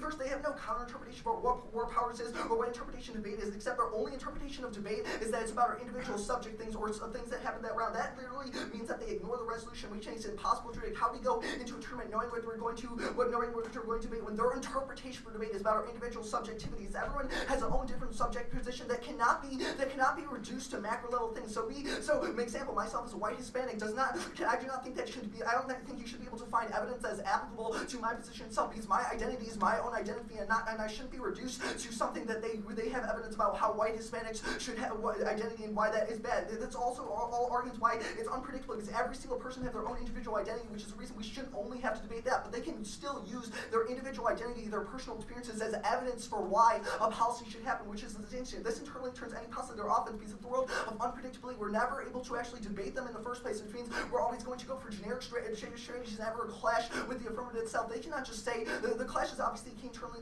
to education, or also the 1AC just becomes a lecture which has no productive value. It doesn't force them to interrogate their own value itself, and it means it's undebatable. And also, we always lose the round. The second argument is just the external debatability to say we do not want to disagree with our individual subject positions. It's impossible to argue against Ryan Washington, after the finals entity that he wants to have a home, because obviously everyone should have a phone. Obviously, people's individual subjectivity shouldn't be subjugated. shouldn't have to disagree with that. It's impossible to debate. As I said before, we cannot find evidence about anyone's individual subjectivity or debate that or research on the round, because the point of individual subjectivity is that everyone is individual, and we can't just find macro level evidence that does that, which means we never will be able to debate in the first place or actually interrogate this. This is a good discussion that we should have in other forms of debate, and we're not saying that this is a bad thing to only talk about individual subjectivity, but we think there is merit to policy debate, and that doesn't do this. That means overall advocacy is key for us to be able to get offense. Now, they read our argument about why it's Eurocentric. They have to prove an alternate interpretation of war powers that is for some reason not Eurocentric. Our definition is grounded in the Constitution, which is what the framers intended for us to, which is what the framers of the resolution intended us to debate about. If they really want to debate about something else, they should be able to change the resolution, which means that it solves any possible offense, because it means we talk about other things. That means that with that other proposal that talk about for the resolution to be about the debate community solves our offense, because we should just change resolution outside the law. Now, the other play, just to answer arguments. First, we don't link to any of their offense about debating the law, because all their capital arguments are about why we cede our own personal agency. Our interpretation of the outflow is all about your personal agency, but you have to advocate a macro level thing, like such as the fact that the core powers of the president should be restricted. Now, all their arguments are predictably obviously wrong. Our portable skills are arguably wrong, because we're not telling them what portable skills to get or what portable skills are good. We're just saying you can't access any portable skills in the world that is not debate.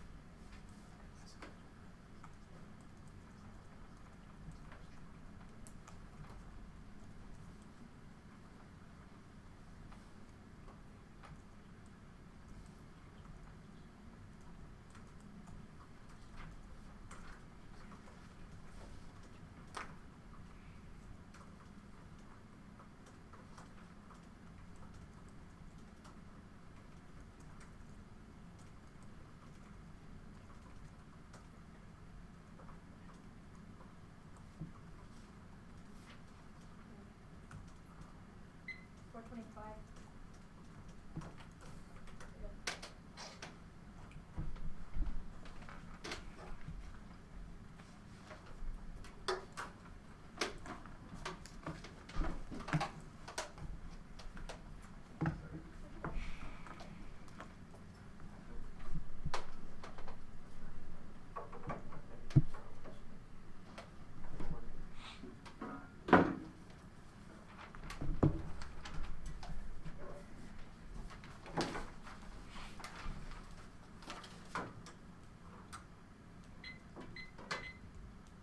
The orders, case, totality, No, wait a second.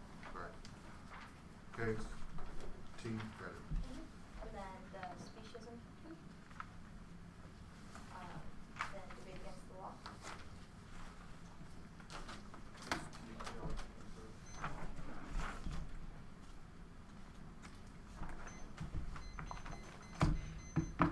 Oh yeah, there's like, yeah, I guess you want the dominant ideologies to fall in the bottom too. So, yeah, they take it right. I'm gonna answer.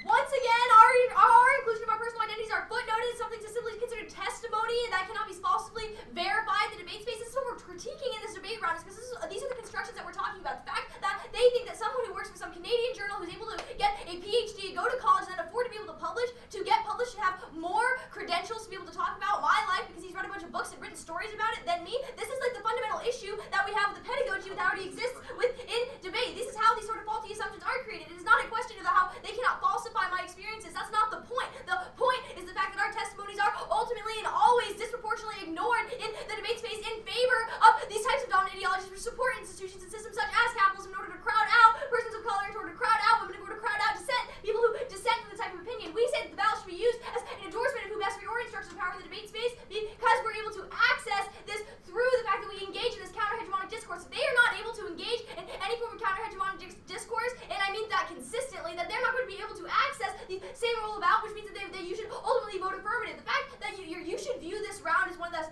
is holistic. Look at the fact of who has had the most consistent narrative process which they've gone through the debate and who has not. They read a bunch of arguments and kick out of different flows on the basis that they're able to depersonalize from the arguments that they're making. We cannot depersonalize. I cannot depersonalize from my experiences, from the fact that my family has been disenfranchised by the United States federal government, and then say, okay, I'm going to take the tools of the United States federal government. I'm going to pretend for a little bit and do that because that's not something that I can do. That is not something that I'm capable of doing because it has impacts to my daily life. They make a profit model argument. However, this profit model good argument is only based on the assumption that they say that they're 60 entire round and winning this cap good claim. But when they don't answer our narratives coming out of the 1AC, that's all we really need to win. If we have one instance of how these types of things are bad, what? And the Marcos Berlio card. And our Marcus Berlio card. But all we need is to have that one instance that's already been conceded where I've talked about the way in which consumerism and capitalism affect me in the debate space in order to be able to disprove their sort of claims because they never address that argument. They just read these arguments from people that talk about how it's better for people, solves poverty, better for the world. Who in that world? We argue that people can make these claims about wealth, they can make these sorts of different arguments. However, these are not arguments that actually are good for every certain person. We talk about how it disproportionately affects people who are racialized, who are women, all these sorts of things. And these all questions go unnoticed. The narrative indicts are going to be very important in the round because this is how they adopt sort of Western sort of scholarship in order to create verifiable facts that justify and delegitimize other types of voices from the debate space, which we think is fundamentally a flaw in the way in which we know it. I don't think I need a PhD to be able to tell you what my personal experiences are, and I don't think I need a PhD in order to be relevant enough for you to listen. On to the top Cali flow. They say that they don't understand what the war powers it means to me. They don't understand the fact that restricting war powers in the terms of only having to be able to restrict like droning or indefinite detention, things like that, are not going to change the fact that when I talk to my migrant mother, she has to deal with all these different impacts of the United States federal government's actions towards her and the way in which it's treated her as a body, the way in which it treats me as a body. Like the fact that I was trying to walk to the Carswell to come here today, got pulled over by the police because it was too late and they assumed that I was just drunk and I had to show my wake ID, things like that. These are not things that are neutral. These are why institutions like the legal system are not neutral and why they shouldn't be affronted as such. This is why we cannot switch in and out of justifying government action, not justifying government action. There's no reason as to why I should defend an institution that has historically disenfranchised me, especially when there are domestic wars that are happening now. We argue against war powers that are occurring in the status quo, that are occurring in the United States, that are occurring in the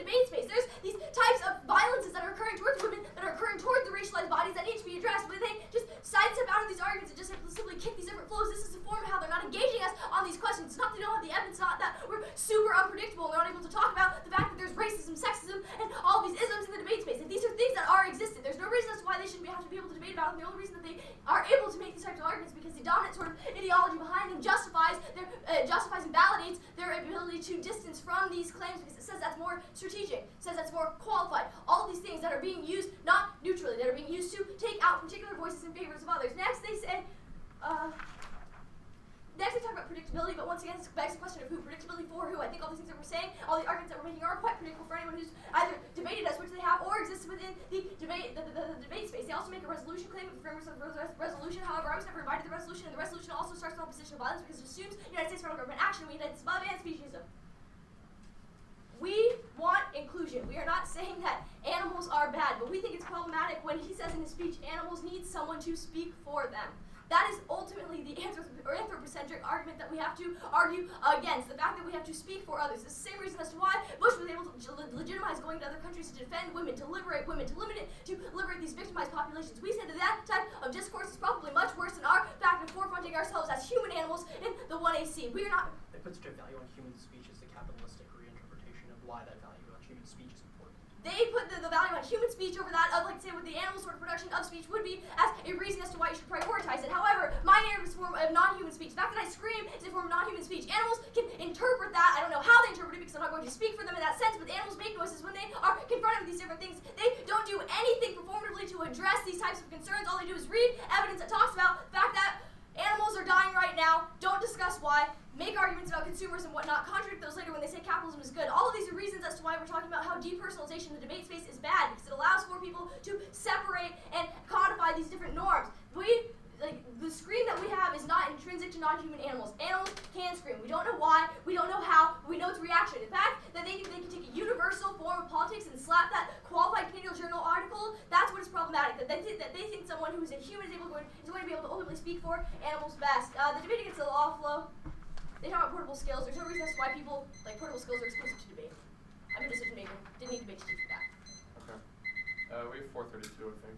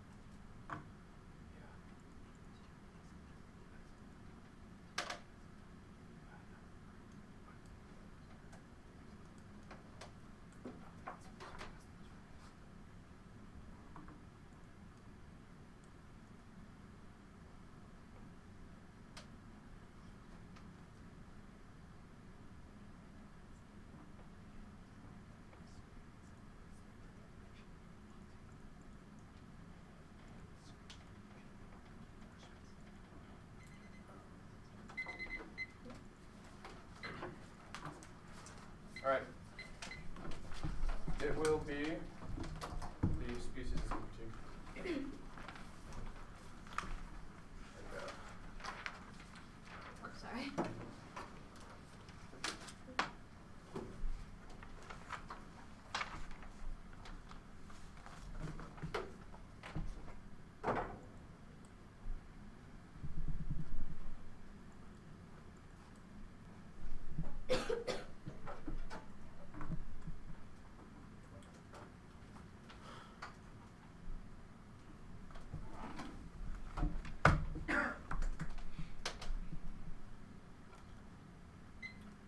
All right. Is anybody not ready? Okay. The impact of the critique always intoxicates the United States. The best evidence is that speciesism structures all forms of oppression and all forms historically and presently and in the foreseeable future, which means that if the human non-human binary is the basis for example the white black binary, the male female binary, the white other races binary, all sorts of hierarchies that exist in the status quo and have all been undergirded by the fundamental binary of the human and non-human. This is an argument that they have not answered throughout the debate, which means that if we win alternative solvency or a link, either one is sufficient to win because there's no permutation. The alternative solvency or the link is sufficient to win this debate because we solve the case and the impact turns the case. The second argument is that the unbelievable suffering of millions of animals every single year, animals unintelligibly killed in an entirely human world. This is an impact. It is an impact that they have not come to grips with. Their argument about their only impact is speaking for others that is possibly on a similar scale as the Bush being able to intervene and perhaps other types of human interventions, but none of these would be nearly compared to the overall number of non-human animals that are slaughtered mercilessly every single day. If we win, then our alternative and our speaking within this round can get somebody to give up meat for a week or a day or even a meal. That is a reason why the way that we've implicated speciesism within this debate space is a reason to vote negative. Now a couple of their links. The first link is their silencing argument, which they have not answered to the 1AR. The fact that they've excluded the non-human from their advocacy means that they do not they foreclose any possibility of advocating for equality and advocating against the non-human binary. This was made pretty clear in the 2&C when I explained that their argument about who can be a Zapatista does not include the non-human animal. It includes people, includes beings who have addresses, who are identified by the color of their skins, but not necessarily by their species, which is the norm of humanity, which is a part of our silencing argument. The second argument is the idea of human dignity. Their own cards all speak about how they need to promote an idea of human dignity by itself. That type of advocacy dissolves into a reification of the human non-human binary because it assumes that there is such thing as a fundamental human dignity below which humans should not be reduced, but the human dignity is constructed in opposition to being an animal, being a non-human animal. They have taken their scream, which is a universal type of symbol, and then use it to advocate for human dignity, which is the reversal of their political project. It instrumentalizes the animalistic scream for the purpose of human dignity, which guarantees by our DECA evidence continued violence and oppression and exploitation of humans. Now we need the alternative. We need the alternative before anybody would ever notice animals. Their argument that we cannot speak for others is nonsense in the context of animals who have zero place in human society. Other groups of oppression obviously have the ability to speak for themselves in a way that is intelligible to humans, but animals have been screaming since the dawn of time, and animals have never been recognized, which is why we need the alternative to disrupt the human non-human binary. It is not necessarily speaking for others in the bad way or the way that can be universalized. However, it is an advocacy on behalf of the fact that non-human animals do not deserve to suffer and die needlessly. Now they say that we are able to separate ourselves from and codify different norms because of the way that power is infiltrated this debate space. We never separated anything from our identities. We are vegan capitalists who like framework, which is reason why they do not have the authority to delve into our identities and say that we have separated ourselves from our spaces from this debate space. This is who we are in the debate space as well as who we are outside of the debate space, which means that they do not have a link to their form of conditionality argument. Now I will cross-apply an argument from the topicality flow that the role of the ballot should be. The role of the ballot is that the judge, it's a matter of competing intellectual advocacies, and the judge has the responsibility to vote for the better one. this is couched in terms of the idea that they have to defend the 1AC's intellectual stance, which is a radical movement for universal human dignity, which is a huge link to the anthropocentrism critique. Now, which and also means that given that they do not give a permutation or any way of implicating an anti-speciesist identity within theirs, it's a reason why the alternative by itself necessarily outweighs the act, because the alternative solves the human non-human binary, which they have not answered, structures all other forms of oppression, which means the alternative solves the case, and the alternative has an external impact. It's a very simple policy-making decision to vote negative. Now, it's a very simple policy-making decision to vote negative. They say that we do nothing performatively. We perform our own bodies, which are vegan. We are skinny like vegans. They say that their argument is we reject the fundamental possibility of human goodness in order to imagine a world without humans. And our ult is to call for people to recognize like the destruction they have on the non-human. Right. Our alternative is to call for people to recognize the destruction that they have on the non-humans via enforcing the human non-human binary, which means that we have by itself made this call, which is itself a performance for in favor of an advocacy against speciesism.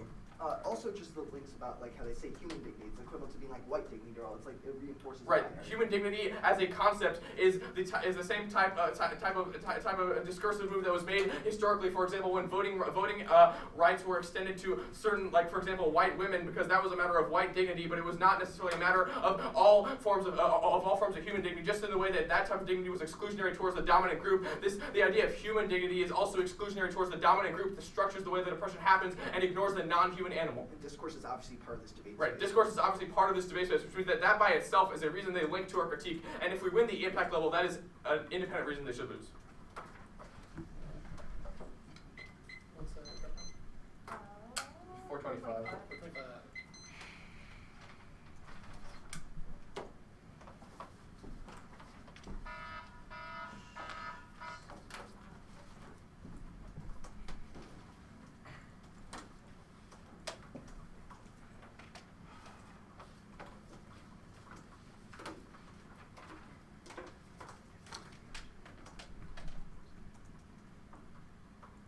Why?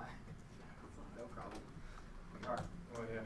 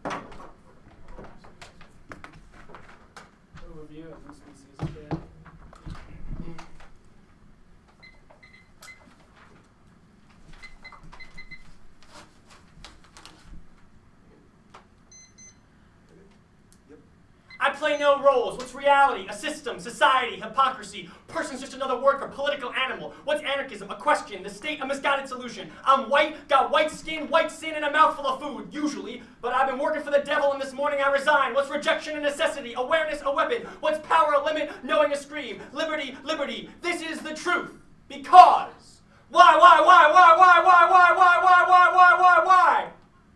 Because the ballot should be used as an endorsement of who best reorients power in the debate space. We access the role of the ballot because we engage in a counter-hegemonic discourse that creates a fissure in the capitalist apex of scholarship that is the debate space. All of their cards about speciesism, the entirety of their argument is predicated on an ethos that is created by the species they aim to subjugate in this round. It's not necessarily that they think animals matter more important than humans. It's that they think that humans need to take into account the speciesist association of the animals or the species of the animals. But how much further ahead will the animals get by a vote for Michigan BJ? First off, we're better for the animals. We don't assume language or legalism. Their veganism arguments are cool. You don't eat animals. How did you help the thousands that got killed anyway? By saying their moos and screams are insufficient, they need the Canadians to speak for them. All of their cards that are written by authors and the legalistic tones and the legalistic language they ascribe have in this room, have in this very space, created the impacts that they claim are necessarily connected to speciesism. Amanda creates a form of discourse by offering a narrative that isn't traditionally in line with the legalistic propositions. You can consider it a moo, or you can consider it a crow, and they completely disregard that any of the things that she claims are problematic about capitalism are actually impacts, going back to the fact that they can't interpret, since they are humans, or they have this, they put this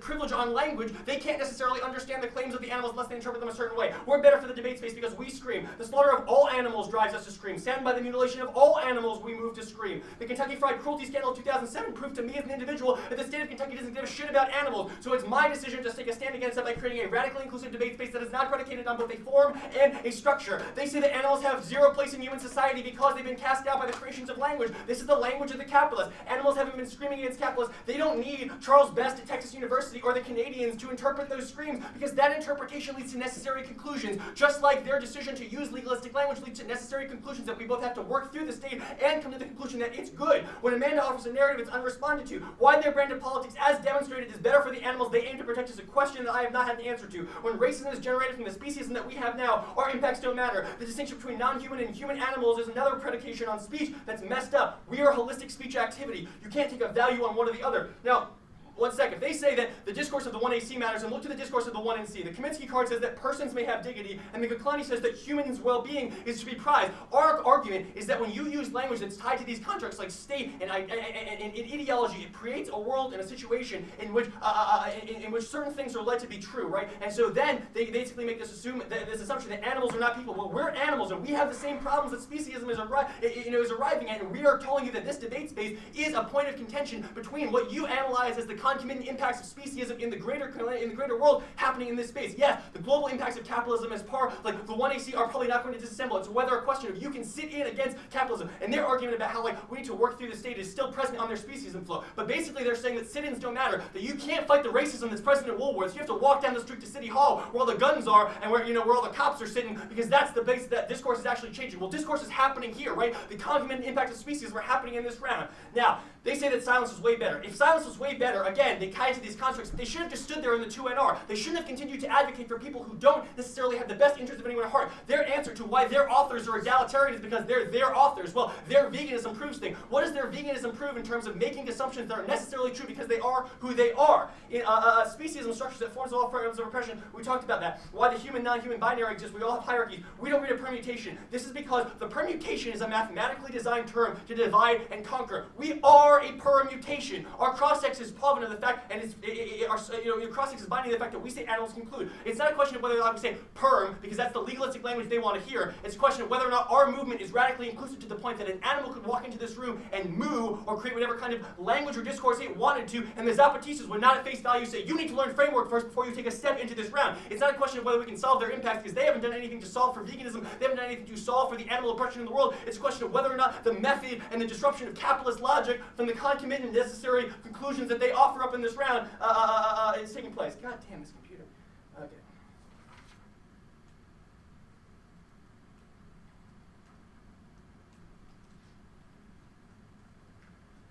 Their answers to speaking for others that speaking for others is inevitable. And this is basically what we're talking about when you come down to the role of the ballot. They say that the role of the ballot is competing intellectual advocacies. They don't answer the fact that Western knowledge production of their competing intellectual advocacy drowns out ours. We're in a world of competing intellectuals where one is supposed to be favored based on a predilection, or I'm sorry, a predilection for history that you as a judge are supposed to have as a member of the capitalist society. Their argument that we claim is a problem, that like the biggest problematic form of their species claim is that their authors speak for others. That not only their authors make claims that are necessarily tied to constructs based on the location that they're in, the social position that they have, and the fact that those authors never take stance to say, look, I'm a professor at the University of Texas, I drive a Chevy to work every day, and the fact that I'm writing about this is in itself a contradiction. The Zapatista movement is inclusive of those contradictions. So when you're signing your ballot, it's a question of whether or not you've done something to combat the ideas that Michigan says exist in the outside world right here in this space. We knew that they weren't going to go for, we knew halfway through that they weren't going to go for a framework, but we're going for it, right? It's a question of whether or not these debates, it's a question of whether these rounds have implications for those in them and whether or not those implications spill over to that hallway right out there. So insofar as speciesism creates a world in which we can only listen to certain types of discourse, and we offer alternative types of discourse in this round that have been completely disavowed by our opponents, you look to the fact that they think that those things happen out there, they happen in this space.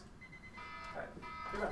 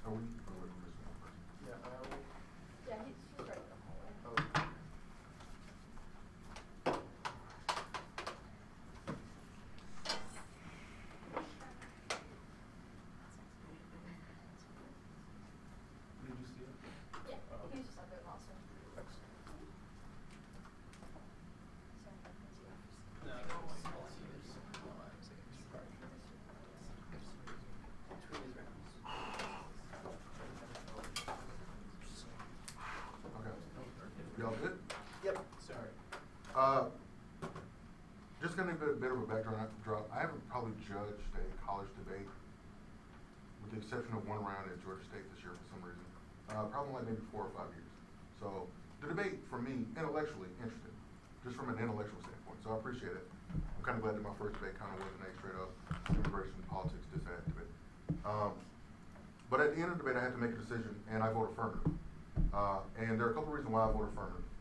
I think there are 2 instances in this debate, in the context of the link debate, that you may or may not want to have a conversation with me about, and that's fine. The first is that I think that, and I hope I'm saying this correctly, is that Batista? Yes. Thanks. Is a question of whether or not it would foreclose space for discussion of animals, and I think that they're very upfront about the fact that there kind of isn't, and then they kind of, in my interpretation, you kind of allow them to say that this screen now incorporates the same kind of screen that would be an animal in the form of a slaughter. And then at the end of the debate, I've already seen where this is kind of going for me, because in my mind, this is going to be their kind of permutation argument towards the end of the debate. And I think that kind of needs to be closed off a little bit by you. I think that your first link that talks about kind of their language of their Zapatista cards talks about the fact that, I think it's, for lack of a better word, the makeup of what an animal is isn't inclusive in kind of what they say a Zapatista is. I think their interpretation of what a Zapatista is more so coming from their own view of the debate, but it doesn't preclude the fact that if there was something that was a non-animal that wanted to have a discussion in this debate, that they will be opposed to it happening. And I think that that's hammered home in the end of the 2AR. I also think that at the end of the debate, if the role of my ballot is to determine kind of a better intellectual stance, I think for the debate space, they're the ones that are only ones that are making claims about how their project can be personally transformative in the debate space, whereas you're making these arguments about the alternative, kind of in the sense of, well, anthropocentrism is kind of a precursor to solving for kind of other isms, and they're kind of challenging on this question, well, how does that interrelate to them? And I would even challenge you as well as kind of how would it interrelate or relate to them and to the debate space. I don't get a lot of that coming out of the debate for you. I will say, I'm sorry. okay. I will say, to be perfectly honest with you, you probably should have went for T. And because I think I don't quite understand some of your answers to T. Okay. Now, part of this is probably because I'm just not, I haven't been around the activity enough to kind of like be up to speed with kind of your argumentations and what it needs to be impacted. But I don't quite understand why some of the offense is coming out of the 1R about, how you can't simply defend a reduction of the president's authority on war powers. How would that preclude you from speaking? Or how or why the alternative kind of like, I think you give an alternative kind of like resolution or an alternative affirmative that solves all that offense, why that wouldn't also mean that precludes you as well. Okay. And I kind of felt like y'all were behind on T. Okay. And honestly, I thought you were going for T. And when you went for anthro, I think it brings kind of some of their arguments back into question that I think you're a little bit behind on in sort of the structure part of the debate. But I think that's kind of what happened here, is I think that the allowal of them to make the argument that their screen is, number one, a universal screen, which I'm kind of sympathetic to. And that functions as their permutation, that they don't exclude these kind of voices. You have another link argument that talks about kind of like, they say human dignity, and I think it was something else. I can't quite remember the appropriate framing of that. And again, I default back to the fact that I believe they are speaking from their view of debate, and they are not speaking for kind of like animals or anything that they just don't know anything about. And so their only way that they functionally could connect with something that was a non-human entity that didn't speak English would be some of that kind of universal scream, that sound of what we would assume an animal will go through in the form of a slaughter. And I think in this instance, I don't think enough work gets done on the link part of the debate, nor do I think the alternative solves kind of their own personal narrative. And you don't have a defense or an attack against their narrative. And there may be reasons for that. You don't want to seem as if you're, attacking them or anything like that. And I kind of get that vibe going back. You don't want to attack them in that instance and things of that nature, which is fine. But because there's no real attack against that, I think that their stance is intellectually more beneficial for debate, especially in this round. Okay. So I think had you gone for T, I think that you're ahead far more in this debate because, quite frankly, I have no answer to their AV could look like this, solve their offense, right? and that's very persuasive for me, and probably for anyone who was probably, I try to be very, very open-minded about these kind of affirmatives. But when I hear that argument, and there's not much of a response to it, I don't understand why you can't defend, or why you should be allowed to not defend a reduction of presidential war powers. I think you say, I want to say you say, I'm sorry, I don't know your name by heart. Amanda. I think you say that we are dealing with the war powers within the debate space. I don't think that gets far enough to kind of answering their T argument about the fact that the topic was about, the reduction of presidential war powers, and that you should at least discuss how your narrative, how your discourse in this round means we should reject the presidential war power. Something, some sort of attachment, and I don't quite get that probably until the 1AR, and I don't know what would have happened in 2AR, obviously wasn't there, but I don't think that was definitely in the 2AC enough for you to be, upfront with that in terms of that argumentation. So that's how I saw the debate. Intellectually stimulating, strategic choice for me probably is the key. What's up? I have, I guess, two questions about. Sure. I mean, I understand the way you understood it.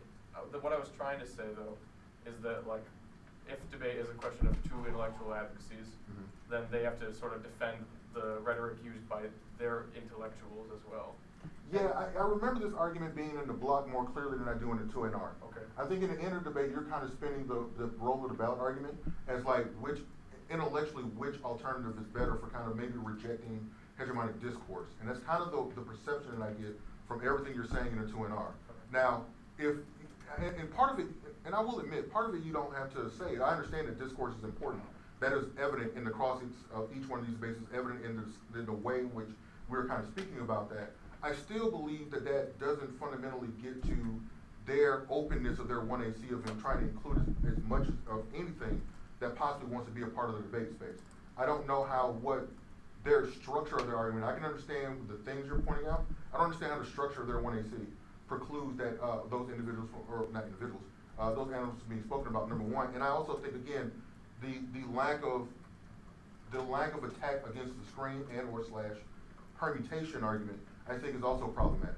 And so that's why that will always be my default back. In a world where there's something said about, the screen, or maybe there's a tie-in about the discourse of the discourse of Zapatista and the way in which they define Zapatista as only things that have color, only things that have, I think, a shape, a humanistic shape. Something along that line precludes their screen from being truly interpreted as something that is inclusive for animals to be a part of, because you could literally just get up, you could get up and make the argument, listen, let's assume for the fact that they can understand the screen. However, the way in which they define who is and is not a Zapatista seems to believe that is something that is humanistic. And if we need to believe that, what our authors are saying about animals is true, then that would mean that those animals would not be truly understood as a form of, in the context of Zapatista, as much as the actual human would be. And I don't think it gets to that point. And so because there isn't an attack against that, I think, especially this kind of app, is probably going to be way ahead of kind of morphing itself as a functional form of a permutation. I'm right behind you on this argument that you are the permutation. I think I agree with you on the language argument, because it doesn't make sense for you to say perm when you are challenging what debate currently is, right? It wouldn't make sense for you to read condo bad on a critique if you are rejecting what condo stands for. So I understand that far ahead of you on that question. I think for you guys, the link needs to turn into why the permutation doesn't solve, which is critical for me. But absent that, I think that the T argument in this debate, I think you guys are far ahead on. And for me, I just want one or two things, if I ever judge you again. Either why their alternative, version of your affirmative is exclusionary. You kind of take this definitive stance on the critiques about who are you to say that our project isn't strong enough or isn't important enough. Right. And then that doesn't get transferred to top Cali. Okay. That's number one. Okay. Number two, if you're going to make the argument, as Amanda, you do in the 1AR, that it is a metaphor for something, then that needs to be much stronger, much definitive out front. We are a critique of war powers. We are a reduction of authority. In this debate, the presidential authority is the debate space, or war powers, however you want to define that, within the context of your affirmative. Can I ask a question on that point? Yeah, sure. Okay, so that being the case, or that option being one of them, do you think this kind of argument that's kind of in the 1AC but not, or 2AC but not really, is that how we are in this round a prerequisite to that more topical conversation in other rounds is persuasive? Or do No. you think it's more persuasive to say that what the topic implicates happens right here in this room? I think the second part. Sure. I think the first part of what you're saying doesn't get at what the 1NR says Okay. about your about there's a topical version of your affirmative you Right, just right, don't right. do. Okay, fair enough. Okay. So, I know you're answering these arguments on context of predictability. I think I am persuaded by this argument that lots of individuals have lots of different perspectives, and it is impossible to predict what those perspectives would be, which is functionally, he's defined your affirmative as, you're fine, your perspectives are fine, I need to know how this relates to the topic. Okay. I as a person, am not normally persuaded by the argument that you weren't invited to the resolution, unless I can fully understand what that argument means. You kind of get to it at the end of the 1NR, have that at the top of the 1AR, or have it much, much earlier about what that argument means as a formulation of why the topic definition resolution is exclusionary to what your project is. Okay? Other questions?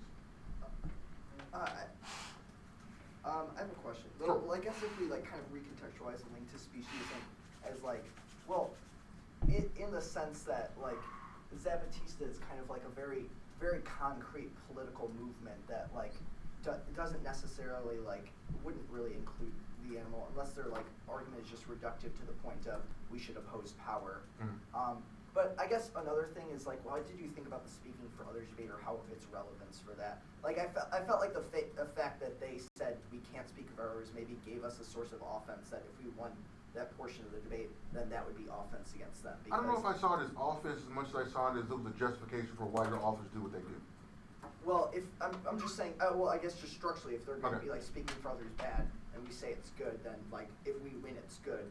Then isn't that offense against them, or how could that possibly be rectified as not offense against them? I don't know if I can view that in the context of offense against them, because it's kind of one of those things where they're kind of running a framework against your argument. They're making the argument that you cannot speak for others, it is immoral. You win the argument that it is moral, which means it should be evaluated. Yeah. So I don't view it as an offensive reason to vote against them. I think it's a reason why I shouldn't reject you. Well, so then if we win that speaking for animals is productive, If you win the argument that's, if you win the argument that speaking for animals is productive, Yeah. in the context of that's kind of like an impact argument, I think is the way I want to evaluate this, Uh-huh. then that argument is fine in absence of everything else gets resolved. how so? If they win if they win kind of their permutation argument, then they would also be a form of speaking for animals, because their argument is that their screen is a universal tie-in to things that are non-human. Well, I guess. I don't think- I don't think that's that- the part that confuses me. Then, if they are then a form of speaking for others. Then you're making a double turn argument, it sounds like. You're saying that it sounds like you're making an argument that says they've double turned themselves by saying they say speaking for others is bad, yet they are going to scream, and now they are speaking for animals. And I don't know I don't know how I will probably evaluate that. I don't even know if the screen will be a form of speaking for others, as much as the screen could be a form of you can be included in our project. I don't think the speaking for others debate in and of itself would win this debate in any way, shape, or form. They made the argument that you should not speak for others. Yeah. You made the argument that speaking for others was necessary in this instance, which I'm more than willing to support you in that argument. But that doesn't mean that would override things like the permutation debate and the link debate, or the fact that the alternative doesn't kind of rectify issues within a debate space. Yeah. If you wanted to make the argument that they said that speaking for others is bad, and you could maybe impact that argument by saying if we don't speak for others, there's a substantive impact to that. But I only viewed it as a reason for why it was justifiable to listen to what your authors are saying about the horrors that animals go through when they are being slaughtered for our own consumption. Alright. Yeah, that makes sense. I guess a lot of stuff was explained a bunch. Another thing was just I guess our discourse links about we had some pretty specific links about how the idea of human dignity is a bad one. I don't think this was explained a lot in terms of the alternative at the end of the debate, but our argument was well, first of all, there was just a discourse argument about the same thing as saying there is a human dignity would be the same argument, or saying we should take human lives is the same species form of argument that would be used in other contexts, such as we need to preserve male dignity or male lives. It's a form of speciesism, that the fact that they're being we need to preserve this kind of life. That's one of the discourse arguments. Right. And the other That's the one, second argument that I think, in terms of the language, the human dignity argument. I'll talk about it here. The way in which I evaluate that argument is I think that you are getting at the discourse of some of the things they're saying in their 1AC. I think when I evaluate kind of when we say human dignity we mean kind of like white, white dignity. I think is a word that came out of the 2 and R. Yeah, it's like it's a form. Yeah, it's a form of that. It's like the same That would be something that I think could win you the round independent of anything in a world where it gets developed as something that is independently a voter. I think the way I interpret that is that that's a reason, that's more about like speciesism. Well, yeah, I mean, at the end. But I think in the end, but I mean, if you're asking me if that argument by in and of itself could win you the round, if you separate it out, then yeah, there's a possibility you could win an argument, especially in a world where I think we all are in agreement that discourse matters. Well, yeah, I mean, I think we made that argument at the bottom of the 2 and R, but You do make the argument at the bottom of the 2 and R. What I'm saying to you is that my interpretation of the way the 2 and R went down, and interpretation of how that is a formulation of the link for the K. Well, even And I if also it have wasn't- them winning. even If it I had them wasn't- winning the permutation, that means that functionally I would have them ahead in the debate still. Well, I mean, how does the permutation absolve the fact that they use like I don't know how it doesn't. It would also be my question. Well, back to it's you. like if they were to be like, well, in the 1AC, just talk about like what like we need to help like white dignity and white lives, and then they were to permute a K about racism. Like it doesn't seem to make sense. Like how does their speech act? Like the fact that it was grounded in like let's solve human dignity. I think I'll go back to the kind of the thing I set up at the top, which is the question that I don't think that in and of itself was developed one strong enough to win it around in and of itself. Number two, I also think that I don't really view just purely listening to their debate. Their 1AC, 2AC, 1AR, 2AR, that is exactly what their affirmative is about. I don't buy that. So well, it's about the language. I understand it's about the language of the debate that they use, and I think that they do a good enough job of explaining to me that language does not make up their project. That language is enough in and of itself, like what we are. We are not we are not just this kind of thing. We're something bigger than this. Okay. I mean, if we kind of made it like I guess what if we just made it just a discourse argument and be like that's the only thing we reject, and like kind of what will encompass your F. But like if you make the argument that this is just purely discourse. This is not a part of the anthro debate, right? This is purely discourse, right? Their argumentation is about this. This has not been addressed in the round and impacted. Then yes, I would evaluate that independently of the permutation and the effect on anthro. But I view that as a form of why they would link to anthro, not as an independent reason to reject them. I will still feel comfortable saying that the permutation solved based on the way the debate went down. If you get up in the 2 and R and say, listen, we're not going to go for anthro. We're going to go for an argument that says that human dignity is the same as white dignity, is the same of blah blah blah blah blah. And their discourse is right with that throughout the entirety of their cards. There's no answer to this. The only argument that they have is offensive is about how their screen functions in the context of the permutation. For anthro, this is not anthro. Here's the impact. Boom, boom, boom. Then yes, you have an argument that you can make.